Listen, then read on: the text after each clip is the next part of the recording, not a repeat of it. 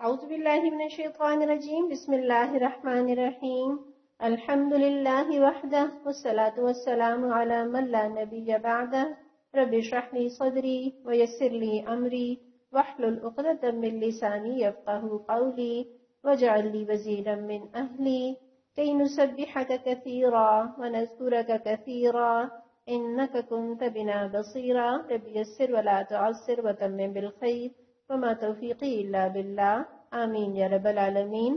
الحمدللہ، اللہ کے فضل و احسان سے ہم ایک وقفے کے بعد اور سورہ نساء کے اختتام کے بعد ایک نئی سورہ مائدہ شروع کرنے جا رہے ہیں۔ بہت خوشی ہو رہی ہے، بالکل ایسے ہی جیسے نئی کلاس پہ اسٹوڈینٹس بہت ایکسائٹیڈ ہوتے ہیں، نئے جذبوں، نئے ارادوں اور شوق کے ساتھ نئی کلاس کا آغاز کرتے ہیں، بالکل اسی طرح اور ایسے ہی احساسات کے ساتھ ہم سورہ مائدہ شروع کرنے والے ہیں، اور رب سے قرآن سیکھنے کی اس توفیق کے ملنے پر دل شکر سے لبریز بھی ہے، اور یہ دعا بھی کرتے ہیں کہ اللہ اس قرآن کو ہمارے دل کی بہار، ہمارے سینے کا نور اور ہمارے غموں اور پریشانیوں کا مداوا کر دے، آمین یا رب العالمین۔ اب ہم اس سورت کا تعارف دیکھ لیتے ہیں، اور یہ بالکل ایسے ہی ہے کہ جیسے آپ کسی نئے فرد سے ملتے ہیں تو سب سے پہلے آپ یہ جاننا چاہتے ہیں کہ اس کا نام کیا ہے، وہ کہاں سے ہے، اور کچھ اور اس کا تعارف، تاکہ آپ کو ایک دوسرے سے بات کرنے میں، ایک دوسرے کو سمجھنے میں آسانی ہو۔ بالکل اسی طرح سب سے پہلے ہم سورہ مائدہ کا تعارف دیکھیں گے۔ اس کا نام مائدہ ہے، اور مائدہ عربی میں کھانوں سے سجے ہوئے دسترخوان کو کہتے ہیں، اور یہ علامتی نام ہے، یعنی ایسا نہیں ہے کہ ہمیں اس سورت کے اندر کھانوں کی تفصیلات مل رہی ہوں، بلکہ یہ پہچان کے لیے اس سورت کا نام ہے۔ اور اس کی مثال یوں لے لیجئے جیسے میرا نام شگفتہ ہے، اور شگفتہ کا معنی ہے تر و تازہ، کھلا ہوا، فریش، لیکن اس کا یہ مطلب ہرگز نہیں کہ 24/7 آپ کو شگفتہ تر و تازہ اور کھلی ہوئی نظر آئے گی۔ ممکن ہے کسی وقت تھکاوٹ کے اثرات ہوں، کسی وقت اداسی ہو، کسی وقت کوئی پریشانی کی کیفیت ہو۔ یہ نام تو علامت اور پہچان کے لیے رکھے جاتے ہیں۔ پھر مصحف میں ترتیب کے اعتبار سے یہ 5ویں سورت ہے، گویا یہ قرآن کی ان 7 سب سے لمبی سورتوں میں سے ہے جن کی اہمیت کے پیش نظر پیارے نبی صلی اللہ علیہ وسلم نے فرمایا تھا کہ جس نے یہ پہلی 7 سورتیں حاصل کر لی وہ بہت بڑا عالم دین بن گیا۔ یہ مسند احمد کی روایت کا مفہوم ہے، اور علماء نے لکھا ہے کہ اس سورت میں تمام سورتوں سے زیادہ احکام شریعت بیان کیے گئے ہیں۔ سیدنا جبیر بن نفیر فرماتے ہیں کہ میں سیدہ عائشہ رضی اللہ عنہا کے پاس گیا تو انہوں نے مجھ سے کہا کیا تم سورہ مائدہ پڑھتے ہو؟ تو میں نے کہا جی ہاں۔ تو انہوں نے کہا کہ یہ نازل ہونے والی آخری سورت ہے، لہٰذا اس میں جو حلال پاؤ اسے حلال سمجھو، اور جس چیز کو اس میں حرام پاؤ اسے حرام سمجھو۔ یہ بھی مسند احمد کی روایت ہے۔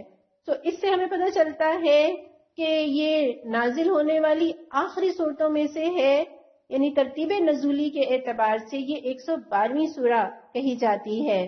اور جو حضرت عائشہ رضی اللہ عنہا نے یہ فرمایا کہ اس میں جو حلال پاؤ سے حلال سمجھو، جس چیز کو حرام پاؤ سے حرام سمجھو، اس سے مراد یہ کہ آغاز کے دور میں یہ ممکن ہے کہ کوئی چیز حلال ہو لیکن بعد ازاں اسے حرام کر دیا گیا ہو، یا کوئی چیز پہلے ممنوع ہو اور بعد میں اس کی اجازت دے دی گئی ہو، لیکن یہ وہ صورت ہے جو کہ آخری دور میں نازل ہوئی، جس کے سارے احکامات جو ہیں وہ محکم ہیں، فائنل ہیں۔ اور اس صورت کے نزول کی کیفیت حضرت عبداللہ بن عمرو رضی اللہ عنہ بتاتے ہیں کہ جب سورہ مائدہ کا نبی صلی اللہ علیہ وسلم پر نزول ہوا تو آپ صلی اللہ علیہ وسلم اپنی سواری پر سوار تھے، اور سواری میں اتنی طاقت نہیں تھی کہ اس کیفیت میں آپ کو اٹھا سکے، اس لیے آپ صلی اللہ علیہ وسلم اس سے اتر آئے۔ یعنی اس سورت کے نازل ہوتے ہوئے اتنا بوجھ تھا، اس وحی کا بوجھ اس قدر زیادہ تھا کہ سواری چٹک جاتی، لیکن آپ صلی اللہ علیہ وسلم نے سواری پر شفقت فرماتے ہوئے سواری سے اتر آئے اور اس بوجھ کو اپنے اوپر برداشت کیا۔ کروڑوں درود و سلام نبی صلی اللہ علیہ وسلم پر کہ جنہوں نے ہماری خاطر اتنی مشقتیں برداشت۔ پھر سورہ مائدہ دوسری منزل کی پہلی سورت ہے۔ دوسری منزل سے کیا مراد؟ یعنی قرآن کو ہمارے اسلاف نے ایک ہفتے میں مکمل کرنے کے لیے اسے 7 منزلوں میں تقسیم کیا ہے۔ حضرت اوس بیان فرماتے ہیں کہ میں نے رسول اللہ صلی اللہ علیہ وسلم کے صحابہ سے دریافت کیا کہ آپ لوگ روزانہ تلاوت کے لیے قرآن کے حصے کس طرح مقرر کرتے ہیں؟ تو انہوں نے فرمایا پہلا حصہ 3 صورتوں کا یعنی سورہ بقرہ، آل عمران اور نساء، دوسرا حصہ 5 صورتوں کا سورہ مائدہ سے سورہ توبہ تک، تیسرا حصہ 7 صورتوں کا یعنی سورہ یونس سے سورہ نحل تک، چوتھا حصہ 9 صورتوں کا یعنی بنی اسرائیل سے فرقان تک، اور پانچواں حصہ 11 صورتوں کا سورہ شعراء سے سورہ یاسین تک، اور چھٹا حصہ 13 صورتوں کا یعنی سورہ صافات سے حجرات تک، اور ساتواں حصہ سورہ قاف سے لے کر آخر تک۔ اور اس میں بڑی خوبصورت ترتیب ہے، یعنی پہلی منزل میں 3 صورتیں ہیں، دوسری میں 5، تیسری میں 7، چوتھی میں 9، اور پانچویں میں 11، اور چھٹی میں 13، اور باقی ساری صورتیں 7ویں منزل میں آتی ہیں۔ تو اس اعتبار سے سورہ مائدہ دوسری منزل کی پہلی صورت ہے، گویا ہم قرآن کی الحمدللہ پہلی منزل مکمل کر چکے اور دوسری منزل میں ہم داخل ہو رہے ہیں۔ اور اس صورت کا ایک تعارف یہ کہ یہ مدنی دور کی صورت ہے اور مدینہ کے بھی بالکل آخری دور کی صورتوں میں سے ہے، اور یہ بات کہتے اور سنتے ہی ہمیں اندازہ ہو جاتا ہے کہ وہ کون سے حالات تھے جن میں یہ صورت نازل ہوئی۔ یعنی مکہ کا ظلم و ستم کا دور ختم ہو چکا، اور مدینہ کا بھی وہ ابتدائی دور جس میں ہر وقت جنگ کے خطرات منڈلاتے رہتے، خوف رہتا، وہ خوف اور وہ خطرے اب ختم ہو چکے تھے، اور اسلام کو مٹانے کے لیے کفار نے جو آخری کوشش کی کہ غزوہ احزاب میں، جس میں انہوں نے اپنی ساری افرادی قوت اور اپنا سارا مال لا کر ایک طرح سے جھونک دیا، لیکن اس سب کے باوجود وہ اسلام کو مٹانے میں بری طرح ناکام رہے۔ اب انہیں اس بات میں کوئی شک نہیں رہا تھا کہ اسلام ایک ایسی طاقت بن چکا ہے جسے وہ مٹا نہیں سکتے۔ اب اسلام کسی کاغذ پر بنا ہوا نقشہ نہیں رہا، یا کسی کے دماغ کا خاکہ، یا کسی کے دل کی چاہت صرف نہیں رہی، بلکہ اب وہ ایک عملاً اسلامی ریاست کی شکل میں موجود ہے۔ جیسے آج کل ہم شدت سے یہ بات محسوس کرتے ہیں کہ اسلامی ریاست کا خاکہ ذہن میں رکھتے ہیں، دل میں چاہت بھی رکھتے ہیں، اس کے لیے دعائیں بھی مانگتے ہیں۔ قرآن اور سنت میں ایک خوبصورت اسلامی فلاحی ریاست کا نقشہ بھی موجود ہے، لیکن وہ ریاست کہاں ہے؟ ہمیں عملاً وہ صحیح اسلامی ریاست کہیں نظر نہیں آتی۔ اللہ ہمیں اپنے وطن کو صحیح اسلامی ریاست بنانے کی توفیق عطا فرمائے۔ لیکن وہ دور ایسا نہیں تھا، عملاً اسلامی ریاست موجود تھی، اور کفار اس بات سے مایوس ہو چکے تھے کہ یہ لوگ کبھی واپس ان کے دین پر آئیں گے۔ اور دوسری طرف ہم دیکھتے ہیں کہ اسلام صرف ایک عقیدہ اور ایک مسلک نہیں بلکہ ریاست بن چکا تھا۔ مسلمانوں کا بھی اپنا کلچر اور لائف سٹائل تھا، ہر بستی میں مساجد موجود تھیں، نماز باجماعت کا نظام تھا، قرآن اور سنت کی روشنی میں فیصلے ہوتے تھے، وراثت کا قانون رائج ہو چکا تھا، نکاح، طلاق، لین دین، خرید و فروخت، رہن سہن، کھانے پینے، بول چال، ہر معاملے میں جاہلانہ طور طریقوں کی جگہ اسلام کے خوبصورت نظام نے لے لی تھی۔ اور کفار کا زور ٹوٹ جانے کے بعد اب آپ صلی اللہ علیہ وسلم نے اسلام کی دعوت کو پھیلانے کے لیے وفود اور خطوط کا سلسلہ جاری کر لیا۔ اور اس صورت میں ہم دیکھتے ہیں کہ اسلام کے قوت اور طاقت یا سپر پاور بن جانے کے بعد اللہ تعالیٰ اب مسلمانوں کو کیا ہدایات دے رہے ہیں۔ دنیا میں تو ہم دیکھتے ہیں کوئی فرد ہو، کوئی جماعت ہو یا کوئی قوم ہو، جب اسے طاقت اور اقتدار مل جاتا ہے تو عام طور پر ایسے لوگ زیادتیاں کرتے ہیں، ظلم ڈھاتے ہیں، بدلے لیتے ہیں۔ لیکن یہ صورت ہم پڑھیں گے تو پتہ چلے گا اللہ تعالیٰ کیا فرماتے ہیں۔ دیکھو زیادتی نہ کرنا، دیکھو اپنی ذمہ داریاں نبھانا، دیکھو حلال اور حرام کی حدود کی پاسداری کرنا۔ اس صورت میں آپ کو رب کی اپنی مخلوق سے بے تحاشا محبت دکھے گی کہ کہیں طاقت کے نشے میں کسی پر ظلم نہ کر بیٹھنا۔ پھر شریعت کے کئی مزید احکامات بھی اس صورت میں ملیں گے۔ تو اس صورت شروع کرتے ہیں۔ سورہ مائدہ کی پہلی آیت دیکھیے، یا ایھا الذین آمنو، اے لوگو جو ایمان لائے ہو، اوفو پورا کرو، وفا کرو یا نبھاؤ، بالعقود عہدوں کو، وعدوں کو، یا یہ کہ بندشوں کی پوری پابندی کرو، احلت حلال کر دیے گئے، لکم تمہارے لیے، بہیمۃ الانعام چوپائے قسم کے مویشی، الا سوائے ما جو یتلا پڑھ کر سنائے جاتے ہیں یا پڑھ کر سنائے جائیں گے، علیکم تم پر، غیرہ علاوہ، محلی جو حلال کیے گئے ہیں، الصیدی شکار یعنی وہ جانور جو کہ حلال ہیں ان کا شکار بھی تم پر حرام ہے۔ کب؟ وَأَنْتُمْ اس حال میں کہ تم حرم حالت احرام میں ہو یا حدود حرم میں ہو۔ ان اللہ بے شک اللہ یحکم وہ حکم دیتا ہے ما یرید جو وہ چاہتا ہے۔ آپ دیکھیے سورہ بقرہ اور سورہ آل عمران دونوں حروف مقطعات سے شروع ہوئی، لیکن سورہ نساء اس کا آغاز اس طرح سے ہوا کہ یا ایھا الناس اے انسانوں، وہ اللہ نے پوری انسانیت کو مخاطب کیا، اور سورہ مائدہ میں اللہ تعالیٰ نے ایک قدم آگے اہل ایمان کو پکارا یا ایھا الذین آمنو، اے وہ لوگوں جو ایمان کا دعویٰ کرتے ہو۔ گویا اللہ تعالیٰ یوں ارشاد فرما رہے ہیں کہ ایمان والے عمل کے لیے تیار ہو جائیں، وہ لوگ کہ جو ایمان کا دعویٰ کرتے ہیں وہ عمل سے اپنے ایمان کی تصدیق کریں، اور یہ بھی کہ جو حکم دیا جا رہا ہے وہ تو تمہارے ایمان کا تقاضا ہے۔ اور ایمان والا کون ہوتا ہے؟ وہ جو دار اسلام میں داخل ہو جائے، وہ جو صرف اللہ کی ذات کو ہی رب نہیں مانتا بلکہ اس کی حیثیت اور اس کی اتھارٹی کو بھی تسلیم کرتا ہے۔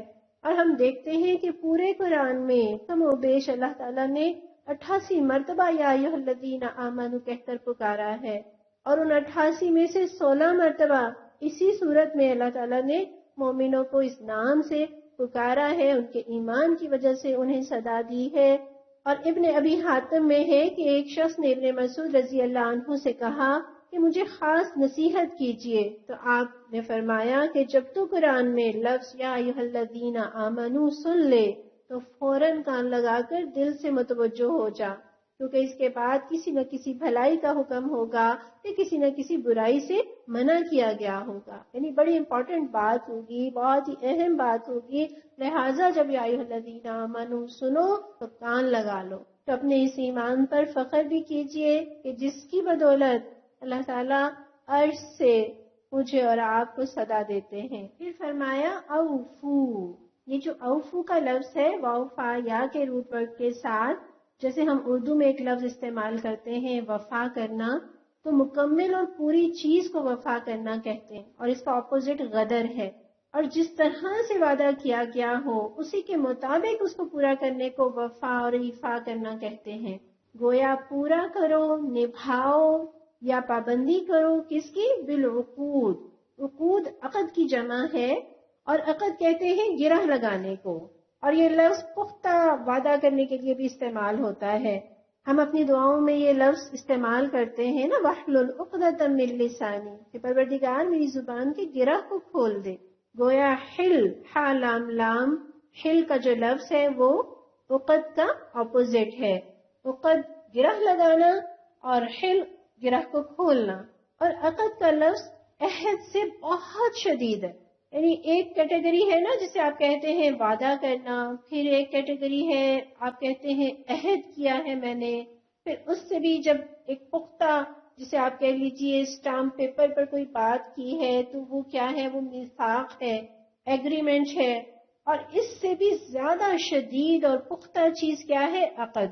گویا ہر طرح کے وعدوں میں جو سب سے شدید لیول ہے وہ عقد کا لیول ہے۔ تو اپنے عقد کی، اپنی عقود کی پابندی کرو، انہیں نبھاؤ، انہیں پورا کرو۔ ابن عباس رضی اللہ عنہ فرماتے ہیں کہ عقود سے مراد عہد ہیں، یعنی عہد پورا کرنے میں اللہ کے حلال کو حلال جاننا، حرام کو حرام، فرائض کی پابندی کرنا اور اس کی حد بندی کی نگہداشت کرنا، یہ ہے عقود، یعنی وہ احکامات جن کا اللہ نے ایک مسلمان کو مکلف ٹھہرایا ہے، اور وہ سارے معاملات جو انسان آپس میں ایک دوسرے سے کرتے ہیں، ان تمام چیزوں کا نبھایا جانا ضروری ہے۔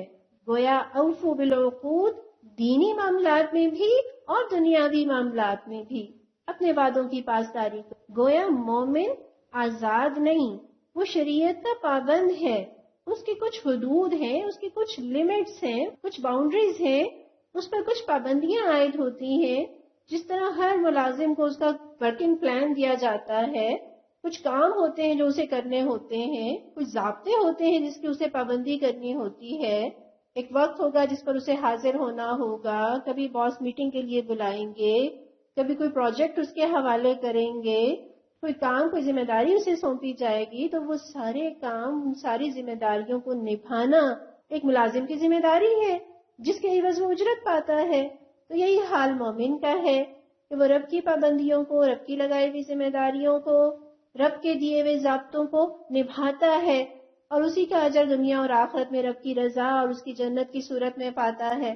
گویا مومن اپنی زندگی میں آزاد نہیں کہ وہ جس طرح چاہے جیے، جو چاہے بولے، جو چاہے کھائے، جیسا چاہے پہنے، جو چاہے کرے، نہیں، اس کی حدود اور اس کی لیمٹس ہیں۔ اسی لیے حدیث میں آتا ہے نا کہ دنیا مومن کا قید خانہ اور کافر کی جنت ہے، اور ہم یہ نہ سمجھیں کہ یہ کوئی قید، کوئی سزا ہے، نہیں، یہ سیکیورٹی ہے، یہ رب کی محبت ہے۔ اللہ تعالیٰ ہمیں ہر اس نقصان سے بچانا چاہتے ہیں جو کسی قول یا عمل کے نتیجے میں ہمیں حاصل ہو سکتا ہے، خواہ دنیا میں خواہ آخرت میں۔ تو یہ تو رب کی محبت ہے، جس طرح ایک محبت کرنے والی ماں اپنے بچے کو ہر بری چیز سے اور ہر نقصان سے بچاتی ہے، بالکل اسی طرح ہمارا رب اپنے ماننے والوں کو ہر طرح کے خطروں سے اور ہر طرح کے فتنوں اور ہر طرح کے شرور سے بچاتا ہے۔ وہ ہمیں وہ ضابطے دیتا ہے جنہیں نبھا کر ہم اس دنیا میں بھی خوشحال زندگی گزار سکتے ہیں اور آخرت میں بھی رب کی جنت پا سکتے ہیں۔ تو یہاں کیا کہا جا رہا ہے؟ اوفوا بالعقود، اپنے وعدے نبھاؤ۔ اور یہ وعدے کتنی قسموں کے ہیں؟ علامہ راغب اصفہانی لکھتے ہیں کہ عقود سے مراد 3 وعدے ہیں۔ ایک وعدہ جو ہم نے اللہ سے کیا، دوسرا وعدہ جو انسانوں کے ساتھ کرتے ہیں، اور تیسرا وعدہ جو انسان اپنے ساتھ کرتا ہے۔ اب ان تینوں وعدوں کو دیکھ لیجئے۔ پہلا وعدہ جو انسان اپنے رب کے ساتھ کرتا ہے، جو میں نے اور آپ نے اپنے رب کے ساتھ کیا، سب سے پہلے تو عالم ارواح میں الست بربکم کے جواب میں بلا کہہ کر ہم نے یہ تسلیم کیا کہ پروردگار آپ ہی ہمارے رب ہیں۔ وہ وقت کہ جب ساری روحیں اللہ کے حضور حاضر تھی، جن میں انبیاء بھی تھے، جن میں ہمارے آباء و اجداد بھی تھے، جن میں ہماری اولاد اور ہماری نسلیں بھی موجود تھیں، سب کے سامنے ہم نے اس بات کا اقرار کیا تھا کہ پروردگار آپ ہی ہمارے رب ہیں۔ اور پھر اپنی زندگی میں دیکھیے کہ میں اور آپ وضو کر کے مصلی کے اوپر کھڑے ہو کر، ہاتھ باندھ کر، دنیا سے بالکل ہاتھ اٹھا کر پوری طرح رب کی طرف متوجہ ہو کر اپنے رب سے وعدہ کرتے ہیں کہ ایاک نعبد و ایاک نستعین، اے اللہ ہم تیری ہی بندگی کرتے ہیں اور تیری ہی بندگی کرتے رہیں گے۔ اے اللہ تجھ سے مانگیں گے، تیرے سوا کسی اور سے نہیں مانگیں گے۔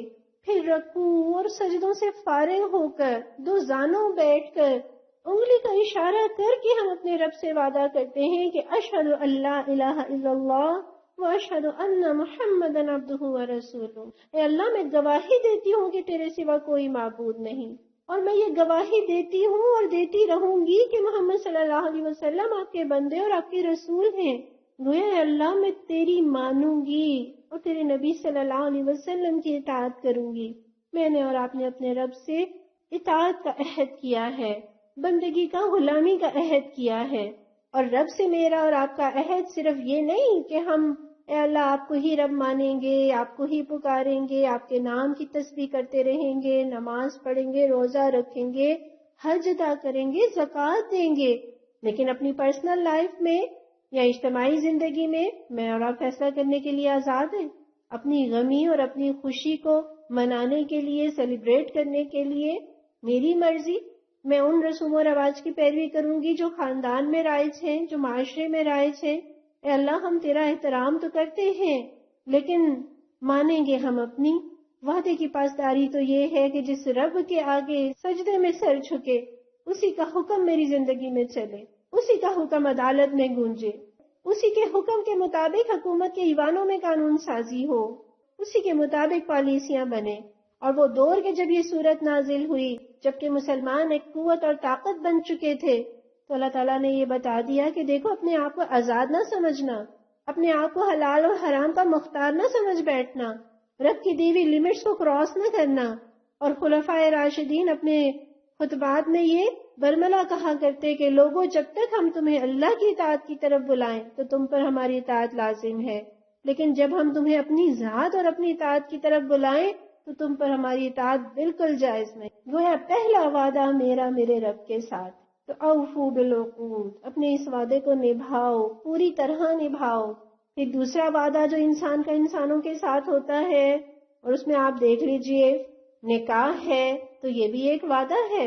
ایک لڑکی جب نکاح کرتی ہے تو گویا وہ عہد کرتی ہے کہ وہ شوہر کی وفادار رہے گی، اس کی عزت کی حفاظت کرے گی، اس کے مال کی حفاظت کرے گی، اس کی فرما برداری کرے گی، اس کا خیال رکھے گی.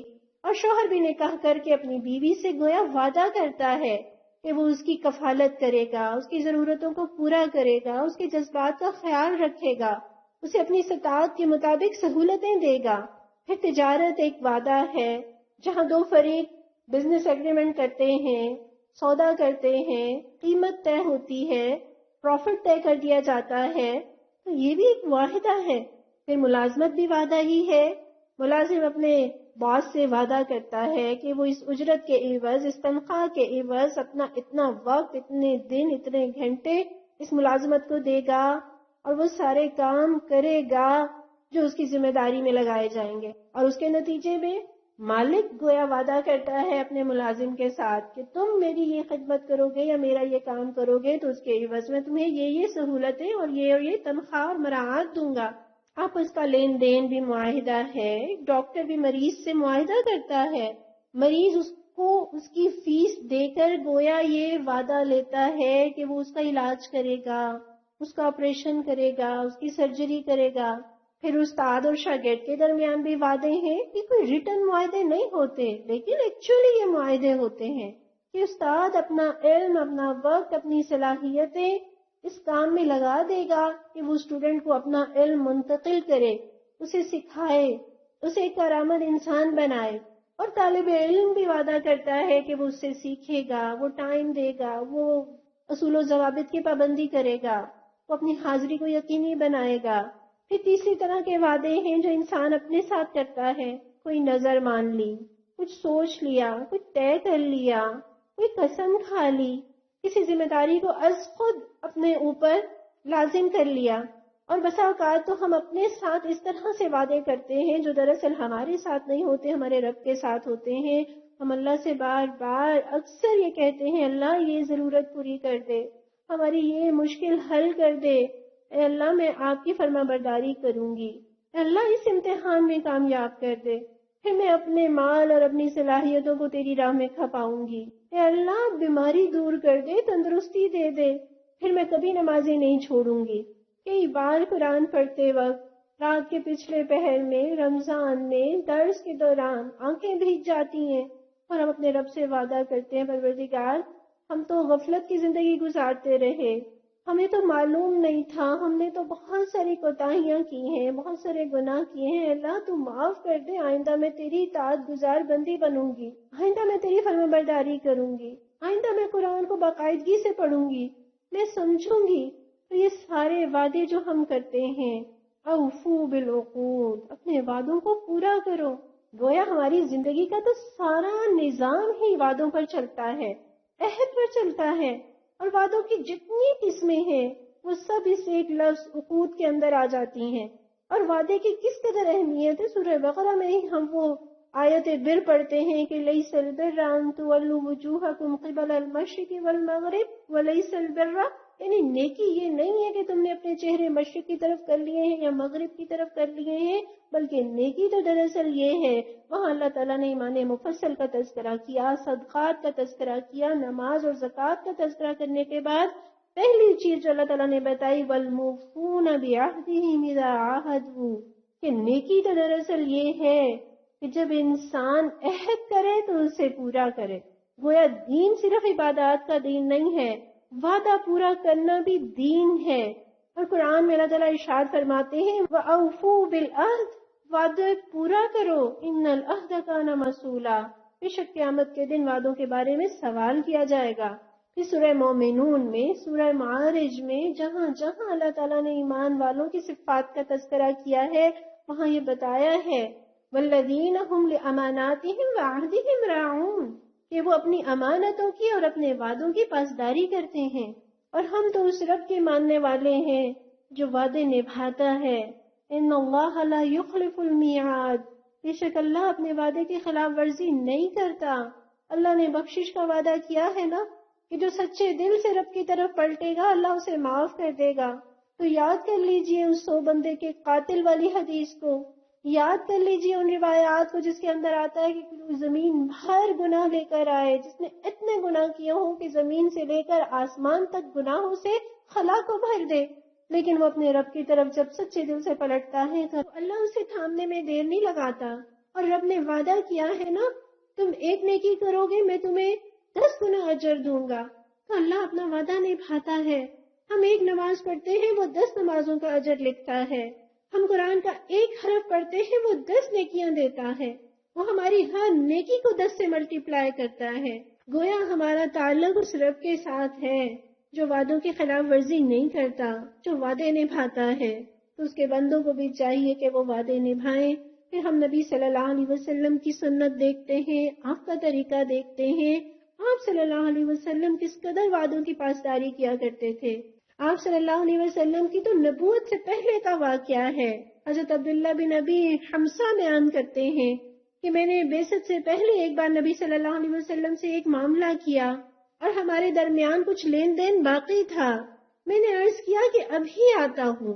اتفاق سے گھر گیا تو جانے کے بعد اپنا وعدہ بھول گیا. 3 دن بعد یاد آیا کہ میں تو آپ سے واپسی کا وعدہ کر کے آیا تھا. یاد آتے ہی فوراً آپ کے گھر پہنچا. معلوم ہوا کہ 2 روز گزر گئے، آج تیسرا دن ہے وہ گھر واپس نہیں آئے. میں چلا جہاں جہاں خیال تھا آپ کو تلاش کیا، کہیں نہ ملے. احتیاطاً وعدے کے مقام پر پہنچا تو حیرت کی انتہا نہ رہی جب دیکھا کہ آپ صلی اللہ علیہ وسلم اسی مقام پر موجود ہیں. اور اتنا انتظار کرنے کے باوجود نہ لڑائی کی، نہ ڈانٹا، نہ ناراض ہوئے. بس اتنا فرمایا، یا فتى، اے نوجوان، لقد شققت علیہ، تو نے مجھے مشقت میں ڈال دیا. انا ہاں ہونا منذ 3 انتظرک، میں تو 3 دن سے یہی تمہارا منتظر ہوں.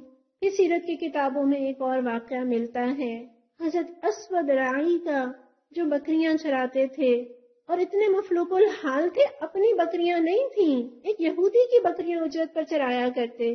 غزوہ خیبر کا دور تھا. جب مسلمانوں کا لشکر دیکھا تو دل میں خواہش پیدا ہوئی کہ نبی صلی اللہ علیہ وسلم سے ملا جائے. لوگوں سے پوچھتے پچھاتے نبی صلی اللہ علیہ وسلم کے خیمے تک پہنچے.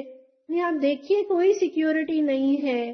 مسلمانوں کا چیف آف آرمی اسٹاف، سپہ سالار، ایک عام انسان کی اپروچ میں ہے. آپ کے پاس پہنچتے ہیں، آپ سے اسلام کے بارے میں پوچھتے ہیں. آپ صلی اللہ علیہ وسلم نے انہیں اسلام کی دعوت دی. سبحان اللہ، آپ کا دعوت دینا تھا کہ اسلام نے ان کے دل میں گھر کر لیا. اللہ ہمیں بھی زبان کی ایسی مٹھاس دے، اللہ ہمیں بھی ایسی حکمت سکھا دے، سجھا دے کہ ہم لوگوں کو اسلام کی دعوت دیں اور اسلام ان کے دل میں اتر جائے.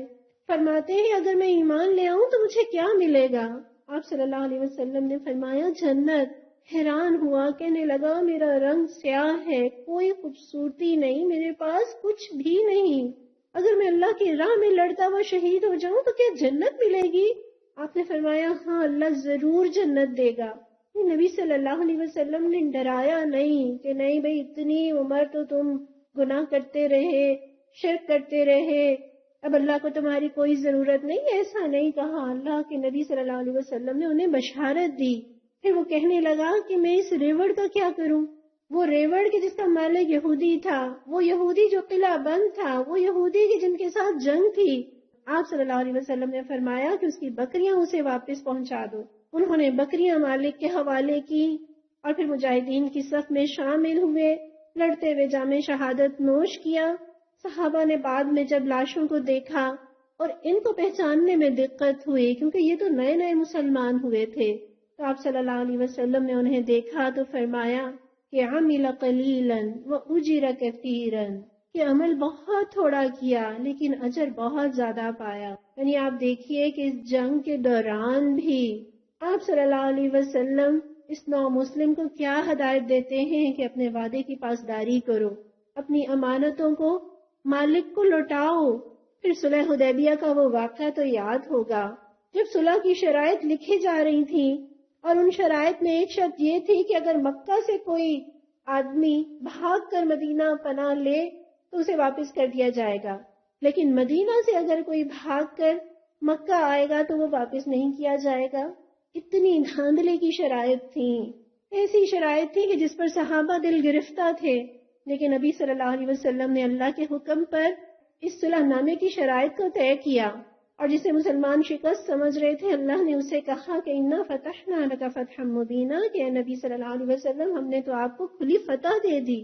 اور یہ شرائط ابھی لکھی جا رہی تھیں، ابھی دستخط نہیں ہوئے تھے کہ حضرت ابو جندل رضی اللہ عنہ، جو کافروں کے ظلم و ستم سے تنگ آ کر ہاتھوں میں ہتھکڑیاں اور پاؤں میں بیڑیاں پہنے ہوئے خون آلود جسم کے ساتھ مسلمانوں تک پہنچے، اور جب کفار نے دیکھا کہ ابو جندل مکہ کی قید سے فرار ہو کر آئے ہیں تو فوراً واپسی کا مطالبہ کیا، اور آپ صلی اللہ علیہ وسلم نے ابو جندل رضی اللہ عنہ کو واپس جانے کا حکم دیا۔ آپ سوچئے وہ شخص جو اسلام کی وجہ سے، جو ایمان کی وجہ سے ظلم سہ رہا تھا، اور اتنی محنت اور مشقت اور اتنی تگ و دو کے بعد وہ کفار کے نرغے سے چھوٹ کر مسلمانوں تک پہنچا، تو آپ صلی اللہ علیہ وسلم نے انہیں واپسی کا حکم دے دیا کہ آپ صلی اللہ علیہ وسلم کو ان سے پیار نہیں تھا، کیا ان کا خیال نہیں تھا؟ نبی صلی اللہ علیہ وسلم تو رحمت للعالمین ہے، امت کے ہر فرد کے حق میں شفیق اور رحیم ہے، وہ تو جانوروں تک سے محبت کرتے ہیں، ان سے شفقت کا معاملہ کرتے ہیں، تو وہ تو ایک انسان تھے، صحابی رسول تھے، ایمان کی خاطر ظلم برداشت کر رہے تھے، لیکن مسئلہ ایفائے عہد کا تھا۔ نبی صلی اللہ علیہ وسلم نے ان لوگوں کے ساتھ بھی وعدہ نبھایا جو ظالم تھے، جو مشرک تھے، جنہوں نے ستایا تھا، جنہوں نے مکہ میں داخل نہیں ہونے دیا، جنہوں نے اذیت دینے میں کوئی کسر نہیں چھوڑی۔ پھر ایسے ہی وعدے کی پاسداری کا ایک اور واقعہ دیکھیے، حضرت حذیفہ بن یمان رضی اللہ عنہ ہیں، اپنے والد کے ساتھ مدینہ ہجرت کے لیے نکلے ہیں۔ اس سے پہلے کہ مدینہ پہنچتے کفار قریش نے دھر لیا اور کہا کہ محمد صلی اللہ علیہ وسلم کے پاس تو جانے کی اجازت نہیں۔ بہت منت سماجت کی، بالآخر ان لوگوں نے اس شرط پہ چھوڑا کہ اگر مسلمانوں کے ساتھ جنگ ہوگی تو لڑائی میں تم محمد صلی اللہ علیہ وسلم کی طرف سے شریک نہ ہوگے۔ انہوں نے اس شرط کو قبول کرتے ہوئے عافیت اسی میں جانی کہ کسی طرح سے ان سے جان چھوٹے اور وہ نبی صلی اللہ علیہ وسلم کی بارگاہ میں پیش ہوں۔ انہوں نے آپ صلی اللہ علیہ وسلم کی خدمت میں پہنچ کر ساری رودات سنائی، اور پھر بدر کا معرکہ پیش آیا تو ان صحابہ نے بدر کی لڑائی میں شریک ہونا چاہا، تو آپ نے فرمایا کہ اپنے عہد پر قائم رہو، فتح و نصرت اللہ کے ہاتھ میں ہے، ہم اسی سے طلب کریں گے۔ آپ سوچئے کہ بدر کی لڑائی میں جہاں کفار کا لشکر 1000 کا تھا اور مسلمان 313 تھے، اگر یہ دو صاحب ایمان جنگجو بہادر شریک ہو جاتے تو 313 سے 315 بن جاتے، یہ 4 ہاتھ بھی اس جنگ میں تعاون کرنے والے شریک ہو جاتے، اور خود یہ 2 صحابی بھی بدری ہونے کا شرف پاتے۔ لیکن آپ صلی اللہ علیہ وسلم نے انہیں وعدے کی پاسداری کا حکم دیا۔ جب مشرکوں اور دشمنوں کے ساتھ وعدے کی یہ پاسداری ہے تو کیا ہمارے لیے ایمان والوں کے ساتھ، اپنوں کے ساتھ، پیاروں کے ساتھ وعدہ نبھانا نہیں ہے؟ ہم نے وعدوں کو گھر کی گاجر مولی سمجھ لیا، چاہے تو نبھائیں اور چاہے تو نہ نبھائیں، کیا فرق پڑتا ہے؟ مسلم کی ایک حدیث کے اندر آتا ہے، قیامت کے دن اللہ جب پہلے آنے والوں اور بعد میں آنے والوں کو جمع کرے گا تو بدعہدی کرنے والے ہر شخص کے لیے ایک جھنڈا بلند کیا جائے گا اور کہا جائے گا یہ فلاں بن فلاں کی بدعہدی کا نشان ہے، یعنی ہر عہد توڑنے والا ایک بلند جھنڈے کی علامت سے پہچانا جائے گا۔ اور ایک اور روایت میں آتا ہے کہ جھنڈا اس کی بدعہدی کے بقدر بلند کیا جائے گا، یعنی جتنی بڑی بدعہدی اتنا اونچا جھنڈا۔ کیسی ذلت ہوگی، کیسی شہرت ہوگی کہ یہ وہ شخص ہے جس نے اپنے عہد کو نہیں نبھایا۔ اسی طرح بخاری کی ایک حدیث میں آتا ہے کہ تمام مسلمانوں میں سے کسی کا بھی عہد کافی ہے، اس لیے اگر کسی مسلمان کی دی ہوئی امان میں دوسرے مسلمان نے بدعہدی کی تو اس پر اللہ اور تمام ملائکہ اور انسانوں کی لعنت ہے، نہ اس کی کوئی فرض عبادت قبول ہے نہ نفل، اور جو کوئی اپنے مالک کو چھوڑ کر اس کی اجازت کے بغیر کسی دوسرے کو مالک بنائے اس پر اللہ اور تمام ملائکہ اور انسانوں کی لعنت ہے، نہ اس کا کوئی فرض قبول ہے نہ نفل۔ اور حدیث میں پیارے نبی صلی اللہ علیہ وسلم نے یہ بھی بتایا ہے کہ جو قوم عہد شکنی کرتی ہے اس میں قتل و غارت پھیل جاتا ہے، اور ایک اور روایت میں جو قوم عہد شکنی کرتی ہے اس پر اس کے دشمن کو مسلط کر دیا جاتا ہے۔ اور پیارے نبی صلی اللہ علیہ وسلم تو وعدے کی پاسداری کی اتنی تلقین کیا کرتے تھے، حضرت انس رضی اللہ عنہ بیان کرتے ہیں کہ رسول اللہ صلی اللہ علیہ وسلم جب بھی ہمیں خطاب کرتے تو فرماتے لا ایمان لمن لا امانت له ولا دین لمن لا عہد له، جس میں امانت کی پاسداری نہیں، اس کا ایمان ہی نہیں، اور جس شخص کے پاس عہد کا پاس نہیں، اس کا تو دین ہی نہیں. یعنی جب وعدہ پورا نہیں کیا تو دین نہیں، تو جب دین نہیں تو کلمہ پڑھنے والا کیا کہلایا؟ مومن. ایسا کلمہ پڑھنے والا منافق ہے، جو بخاری اور مسلم کی متفق علیہ حدیث کے اندر آتا ہے، جس میں آپ صلی اللہ علیہ وسلم نے منافق کی 4 نشانیاں بتائیں. اذا حدث کذب، جب بات کرے تو جھوٹ بولے. اذا وعد اخلف، جب وعدہ کرے تو خلاف ورزی کرے. اذا اؤتمن خان، جب امانت سونپی جائے تو خیانت کرے. واذا خاصم فجر، اور جب جھگڑا کرے تو پھٹ پڑے. اور مسلم کی روایت میں تو یہ اضافہ ہے وَإِن صَلَّى وَصَامَ وَزَعَمَ أَنَّهُ الْمُسْلِمُ، اور خواہ وہ نماز پڑھتا ہو اور روزے رکھتا ہو اور یہ سمجھتا ہو کہ وہ مسلمان ہے، یعنی وہ اپنے آپ کو مسلمان سمجھتا ہو، لیکن وہ مسلمان نہیں، وہ منافق ہے. اور منافق کا انجام کیا ہے؟ اللہ تعالیٰ سورہ نساء میں فرماتے ہیں کہ اللہ منافقوں اور کافروں کو جہنم میں جمع کرنے والا ہے، اکٹھا کرنے والا ہے. اور یہ بھی قرآن میں آتا ہے ان المنافقین فی الدرک الاسفل من النار، منافق تو جہنم کے سب سے نچلے ٹھکانے میں ہوں گے. اللہ ہمیں منافقت کی ہر علامت سے اپنی پناہ میں رکھے، اور اللہ ان سارے وعدوں کو نبھانے کی توفیق دے جو پروردگار ہم نے تیرے سے کیے، جو ہم نے انسانوں سے کیے، جو ہم نے خود اپنی ذات سے کیے. اس صبح و شام کے اذکار میں پورے شعور کے ساتھ کہا کریں رضیت باللہ ربا وبالاسلام دینا وبمحمد صلی اللہ علیہ وسلم نبیا. اے ہمارے پروردگار، جو دین تو نے ہمیں عطا کیا ہے، جو شریعت عطا کی ہے، جو نبی صلی اللہ علیہ وسلم کا طریقہ ہمیں بتایا ہے، پروردگار ہم اس دین اور اس شریعت اور اس طریقے پر دل سے راضی اور مطمئن ہیں. اور رب سے وعدہ کریں یا اس کے بندوں سے استطاعت کی شرط کے ساتھ. حضرت انس رضی اللہ عنہ فرماتے ہیں کہ ہم نے رسول اللہ صلی اللہ علیہ وسلم کی بیعت کی کہ ہم سنیں گے اور اطاعت کریں گے، تو آپ صلی اللہ علیہ وسلم نے فرمایا لیکن تمہاری استطاعت کے مطابق، یعنی ہم وعدہ کریں تو رب سے یہ ضرور کہیں کہ پروردگار میں اپنی پوری کوشش کروں گی، اے میرے مولا مجھے توفیق دے دے. استطاعت کی شرط کے ساتھ وعدہ کیجئے. پھر سید الاستغفار، اس کے الفاظ کیا ہیں؟ اللہم انت ربی، اے اللہ تو میرا رب ہے، لا الہ الا انت، تیرے سوا کوئی الہ نہیں، انت خلقتنی، تو نے مجھے پیدا کیا، وانا عبدک، اور میں تیری بندی ہوں، وانا علی عہدک ووعدک ما استطعت، اور میں اپنی استطاعت کے مطابق تجھ سے کیے ہوئے عہد اور وعدے پر قائم ہوں. اعوذ بک من شر ما صنعت، پروردگار میں ہر اس فعل کے شر سے تیری پناہ مانگتی ہوں جو میں نے کیا. ابوء لک بنعمتک علیہ، پروردگار جو نعمتیں تو نے مجھ پر کی ہیں میں ان کا اعتراف کرتی ہوں. وابوء لک بذنبی، اور تیرے سامنے اپنے گناہوں کا بھی اعتراف کرتی ہوں. فاغفر لی، بس مجھے بخش دے. انہ لا یغفر الذنوب الا انت، بے شک تیرے سوا کوئی گناہوں کو معاف کرنے والا نہیں.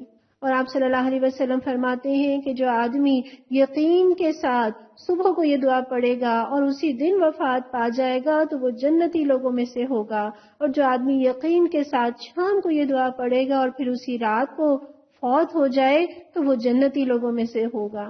تو رب سے ان وعدوں کا اقرار کیجئے اور استطاعت کی شرط کے ساتھ اقرار کیجئے کہ پروردگار ہم اپنی پوری کوشش کریں گے، میرے مولا ہماری کمی اور کوتاہیوں کو معاف فرما. اس آیت کے اگلے حصے میں دیکھیے اللہ فرماتے ہیں احلت لکم، تمہارے لیے حلال کر دیا گیا. اور ہم نے پڑھا تھا عقد کا اپوزٹ ہل ہے، یعنی عقد اگر گرہ باندھنا ہے تو ہل گرہ کھولنا ہے، یعنی تمہارے لیے یہ پابندی کھول دی گئی، تمہارے لیے یہ جانور حلال کر دیے گئے. کون سے؟ بہیمہ. بہیمہ کہتے ہیں چوپائے کو، 4 ٹانگوں والے جانور کو. اردو کا لفظ مبہم اسی سے ہے جسے ہم کنفیوزڈ کہتے ہیں نا، یعنی جس چیز پہ شک ہو. یعنی جانور میں عقل تو ہوتی ہے مگر اس کی بولی سمجھ میں نہیں آتی. یعنی کیسی عقل؟ آپ دیکھیے کہ عقل اور ادراک سے تو کوئی جانور تو کیا، حتیٰ کہ درخت اور پتھر بھی خالی نہیں. یہ لیولز کا فرق ہے. اگر جانوروں میں اور درختوں اور پتھروں میں عقل نہ ہوتی تو وہ کیسے اپنے خالق کو پہچانتی، کس طرح سے اس کی تسبیح کرتی؟ قرآن تو کہتا ہے وَإِن مِّن شَيْءٍ إِلَّا يُسَبِّحُ بِحَمْدِهِ، اور کوئی چیز ایسی نہیں ہے جو اللہ کی حمد کے ساتھ اس کی تسبیح نہ بیان کرتی ہوں، تو گویا ان میں عقل تو ہے لیکن ان کی بولی سمجھ میں نہیں آتی اور ان کی عقل کا لیول بھی مختصر ہے۔ اس لیے بعض اسکالرز کہتے ہیں کہ چونکہ ان جانوروں کی زبان اور عقل و فہم میں ابہام ہے اس لیے اسے بہیمہ کہتے ہیں۔ پھر انعام کس کے لیے آتا ہے؟ چرنے والے جانوروں کے لیے، وہ مویشی جو پالے جاتے ہیں، اور نام کا لفظ خاص کر اونٹ پر بولا جاتا تھا کیونکہ وہ عربوں کے لیے سب سے بڑی نعمت تھے، اور اسی کی جمع انعام۔ لیکن پھر اسی کے ضمن میں اونٹوں کے ساتھ ساتھ گائے، بھینس اور بکرا، مذکر اور مؤنث دونوں آ گئے۔ اور یہ ذہن میں رہے کہ حدیث میں گائے کا ذکر ہے، بھینس کا نہیں ہے۔ فقہا نے بھینس کو گائے پر قیاس کیا ہے۔ اسی طرح سے ہرن، نیل گائے، مارخور یہ بھی حلال ہے۔ اسی طرح گھوڑا بھی حلال ہے، گویا گھوڑا اپنی قیمت اور جہاد میں اپنی افادیت کی بنا پر کھایا نہیں جاتا، اسے ذبح نہیں کیا جاتا، لیکن بہرحال وہ ایک حلال جانور ہے۔ لیکن اس کے اپوزٹ گدھا چرتا ہے مگر اپنی خصلت کی بنا پر حرام ہے۔ نبی صلی اللہ علیہ وسلم نے اس کا گوشت کھانے سے منع فرمایا۔ اسی طرح زرافہ بھی بہیمۃ الانعام میں آتا ہے، جنگلی گدھا جسے زیبرا کہتے ہیں وہ بھی بہیمۃ الانعام کی لسٹ میں آتا ہے۔ اور ایک عام ضابطہ اور اصول کیا ہے سنت میں جو بیان کیا گیا کہ وہ جانور جو ذناب نہیں وہ حلال ہیں۔ ذناب کون سے جانور نہیں؟ یعنی وہ جانور جن کی کچلیاں ہیں، یعنی ان کے لمبے نوکیلے دانت ہیں جن سے وہ شکار کو پکڑتے ہیں، چیرتے اور پھاڑتے ہیں اور کھاتے ہیں، یہ ذناب کہلاتے ہیں۔ یہ حلال نہیں، ان کے علاوہ جانور حلال ہیں۔ اور ان جانوروں کی ضمن میں شیر آ گیا، چیتا، بھیڑیا، کتا وغیرہ۔ اسی طرح پرندوں میں جو ذو مخلب ہیں وہ بھی حلال نہیں۔ اور ذو مخلب کون سے پرندے ہیں؟ یعنی وہ پرندے جو اپنے پنجوں سے شکار پر چھپٹتے ہیں، اسے پکڑتے ہیں، مثلا باز ہے، شاہین ہے، عقاب ہے، الو، چمگادڑ، کوے، یہ حلال نہیں۔